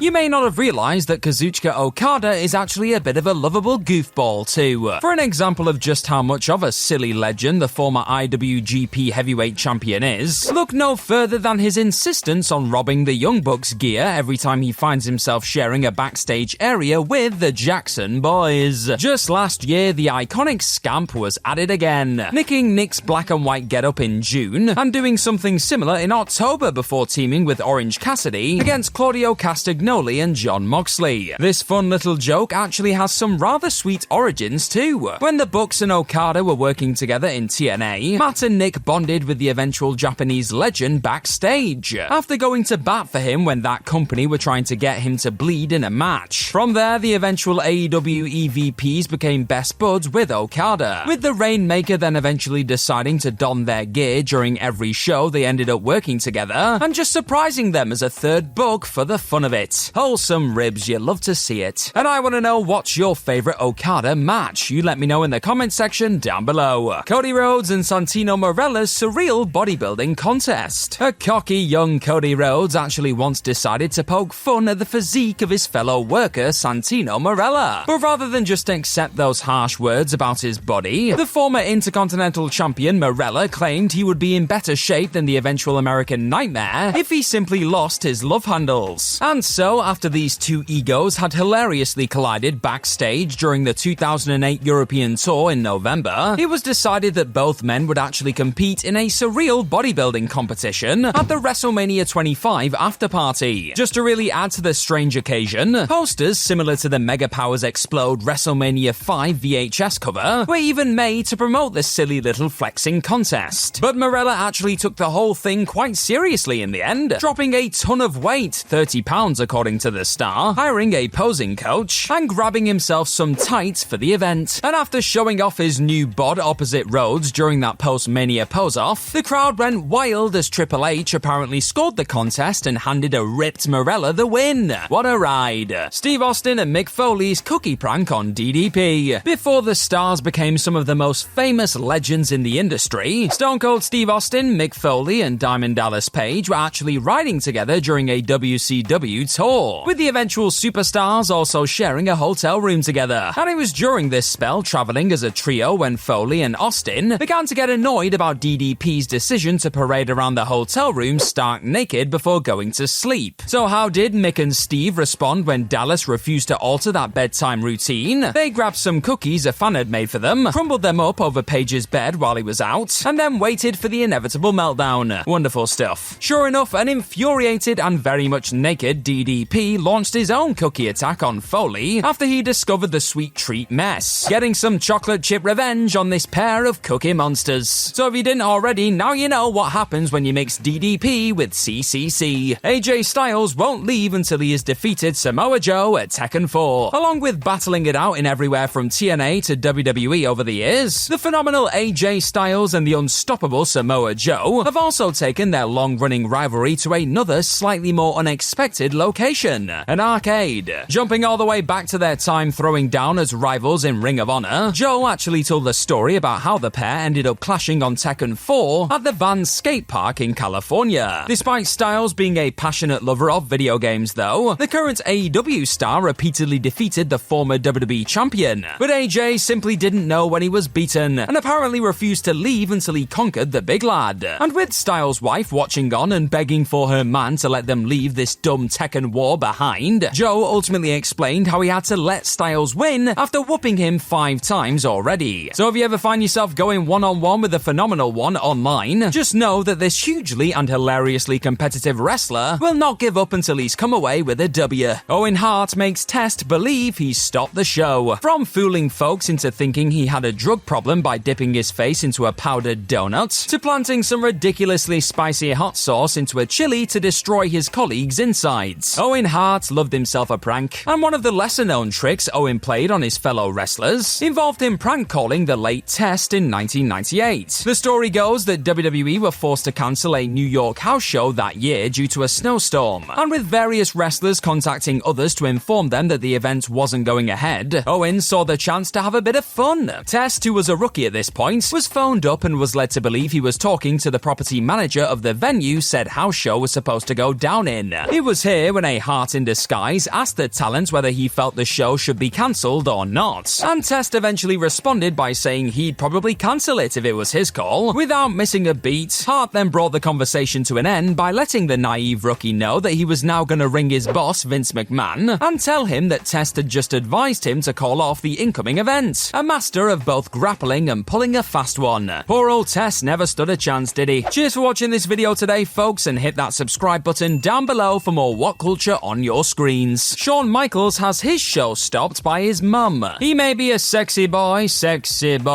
but did you know that he was also once quite a naughty one too? In the eyes of Shawn Michaels' own mother, at least. You see, back when the Heartbreak Kid first stepped away from the squared circle due to his destroyed back, Michaels ended up spending time training the next generation. And among that class of young wrestlers was none other than future world champion Bryan Danielson. The American Dragon also recalled in his Yes, My Improbable Journey to the Main Event of WrestleMania book that during one of HBK's classes, the showstopper attempted to teach the class how to get more height on their back body drops. But after his words simply didn't lead to the results he desired from those in attendance, Michaels chose to show them himself. On the back of catching so much air that his foot hit one of the beams on the ceiling though, Michaels' mother then stormed into the room and scolded her baby boy, blasting him for going against doctor's orders not to take a bump. In the blink of an eye, a wrestling legend went from being exactly that to little more than a kid being told off by his incensed mother in front of a whole class of students. How embarrassing. Funny though, Mansoor drops a 2 in Shane McMahon's loo. When you've gotta go, people. And that brings us nicely to a little known story involving former WWE star Mansoor very much needing to drop the kids off at the pool back when the company were in Saudi Arabia for Super Showdown 2019. After relieving himself in a toilet the wrestlers had used the last time they were over there within a small dressing room backstage though, Mansoor soon realized that things were somewhat different this time around. Upon exiting the bathroom, Mansoor actually bumped into a confused-looking Shane McMahon of all people with a few of his bags. How strange. Then, with no towels to dry his hands so he could shake Shane's, and after a pretty awkward introduction, Mansoor eventually managed to escape the room/situation. And it was in that moment when he spotted the sign on the door that read Shane McMahon's locker room. That's right, Mansoor had just hilariously dropped a number 2 in Shane O'Mac's loo before the show had even begun. I bet he loved it. That pretty awkward interaction was all forgotten by the time Mansoor had picked up a win in the massive 51-person Battle Royal later that night, however, with Shane finally shaking the victor's hand and telling him he did a good job in Gorilla shortly after. How lovely. Randy Orton rips off a urinal from one not commonly known toilet tale to another, and to that time Randy Orton collided with a urinal. Yep, you heard that right. As one-time Legacy teammate Cody Rhodes would eventually recall, there was a moment there back before the two even properly knew each other when the Viper introduced himself as only Orton could. The wrestlers were in Cape Town, South Africa at the time, and as Rhodes wandered into a men's bathroom, he spotted Randy with his hands on a urinal. His comments of "Hey Code, look at this," were then immediately followed by him yanking said pee bowl straight off the wall. Water inevitably flooded out into the lobby, as the mischievous Orton simply giggled to himself at his own handiwork. But this lunatic wasn't done there, folks. Fast forward to a talent meeting the next day, and after the performers were asked who was responsible for this reckless act, Orton unbelievably strutted to the front of the meeting and ordered his colleagues to tell him who did it. Rhodes understandably thought this guy was completely nuts, and was even more shocked to discover that this menace/mentor had become a less troublesome family man upon returning to WWE in 2022. The days of innocent urinals being terrorized backstage appears to be over then. For now, Booker T drops the trash right in front of the punker. While many will likely be able to remember the infamous story of the legendary Booker T clashing with Batista during the filming of a SummerSlam 2006 commercial, less people are aware of the time the 5-time WCW World Heavyweight Champion once comically butted heads with CM Punk behind the scenes too. So why did the best in the world and the one-time King Booker not exactly see eye to eye back when they shared a locker room together in WWE? Well, according to Chris Jericho and Cody Rhodes during a Talk Is Jericho episode in 2018, Punk apparently referred to himself as the locker room leader at that point in time. And during a locker room meeting, the voice of the voiceless was said to have told the wrestlers, "As the locker room leader, I'm telling all of you guys to pick up your trash." And how did Booker apparently respond? By hilariously and defiantly chucking his trash right on the floor. A move that must have thrilled the Punker as the two had this whole interaction, according to Cody. It is worth noting that Booker himself has since disputed the incident. But according to Cody at least, this veteran was seemingly not in the mood for Punk's rather comical as the locker room leader nonsense. And Bryan Danielson takes Kane downtown. In another story you may not have heard from the Yes, My Improbable Journey to the Main Event of WrestleMania book, the former Daniel Bryan noted how there was once a day there when him and eventual Blackpool Combat Club pal Cesaro, aka Claudio Castagnoli, had the famous tune Downtown stuck in their heads. With Kane claiming the senior office in the locker room that day, it was only a matter of time before D. Bry snuck his phone into that room with that song blasting out. He then watched on as Glenn Jacobs picked up the musical phone and gave it a puzzled look before shaking his head in disgust at Bryan watching on. He had downtowned him, folks, but this was just the silly beginning. Jump to after the pair's tag match that night, and after successfully ribbing Cesaro by repeatedly nicking and hiding his chair, the Swiss Superman going to grab a new one each time resulted in Bryan ending up with a great many of them. So he put them to good use by piling them up and creating a 6-foot wall in the middle of Kane's office, separating his bags from the room's entry point, also known as a door. After adding the finishing touches of switching the lights off and flinging his phone back in with Downtown playing loudly, Jacobs eventually returned and an unexpected flash of anger crossed his face. This big red machine was fuming, but after spotting the phone playing out that familiar song, Kane soon realized he'd just been well and truly downtown by the American Dragon again and shook his head. It did take a minute. Kane didn't see the funny side of the 6-foot bag blocker at first, but the pair would eventually laugh about the whole ridiculous scenario Bryan had worked hilariously hard on to pull off, and it was in this bizarre moment that the two went from tag partners to friends. Did you enjoy this hilarious backstage wrestling stories you probably didn't know list? Well, check out this 10 wrestling matches with backstories you'll never believe one too. It is ace. Bye bye.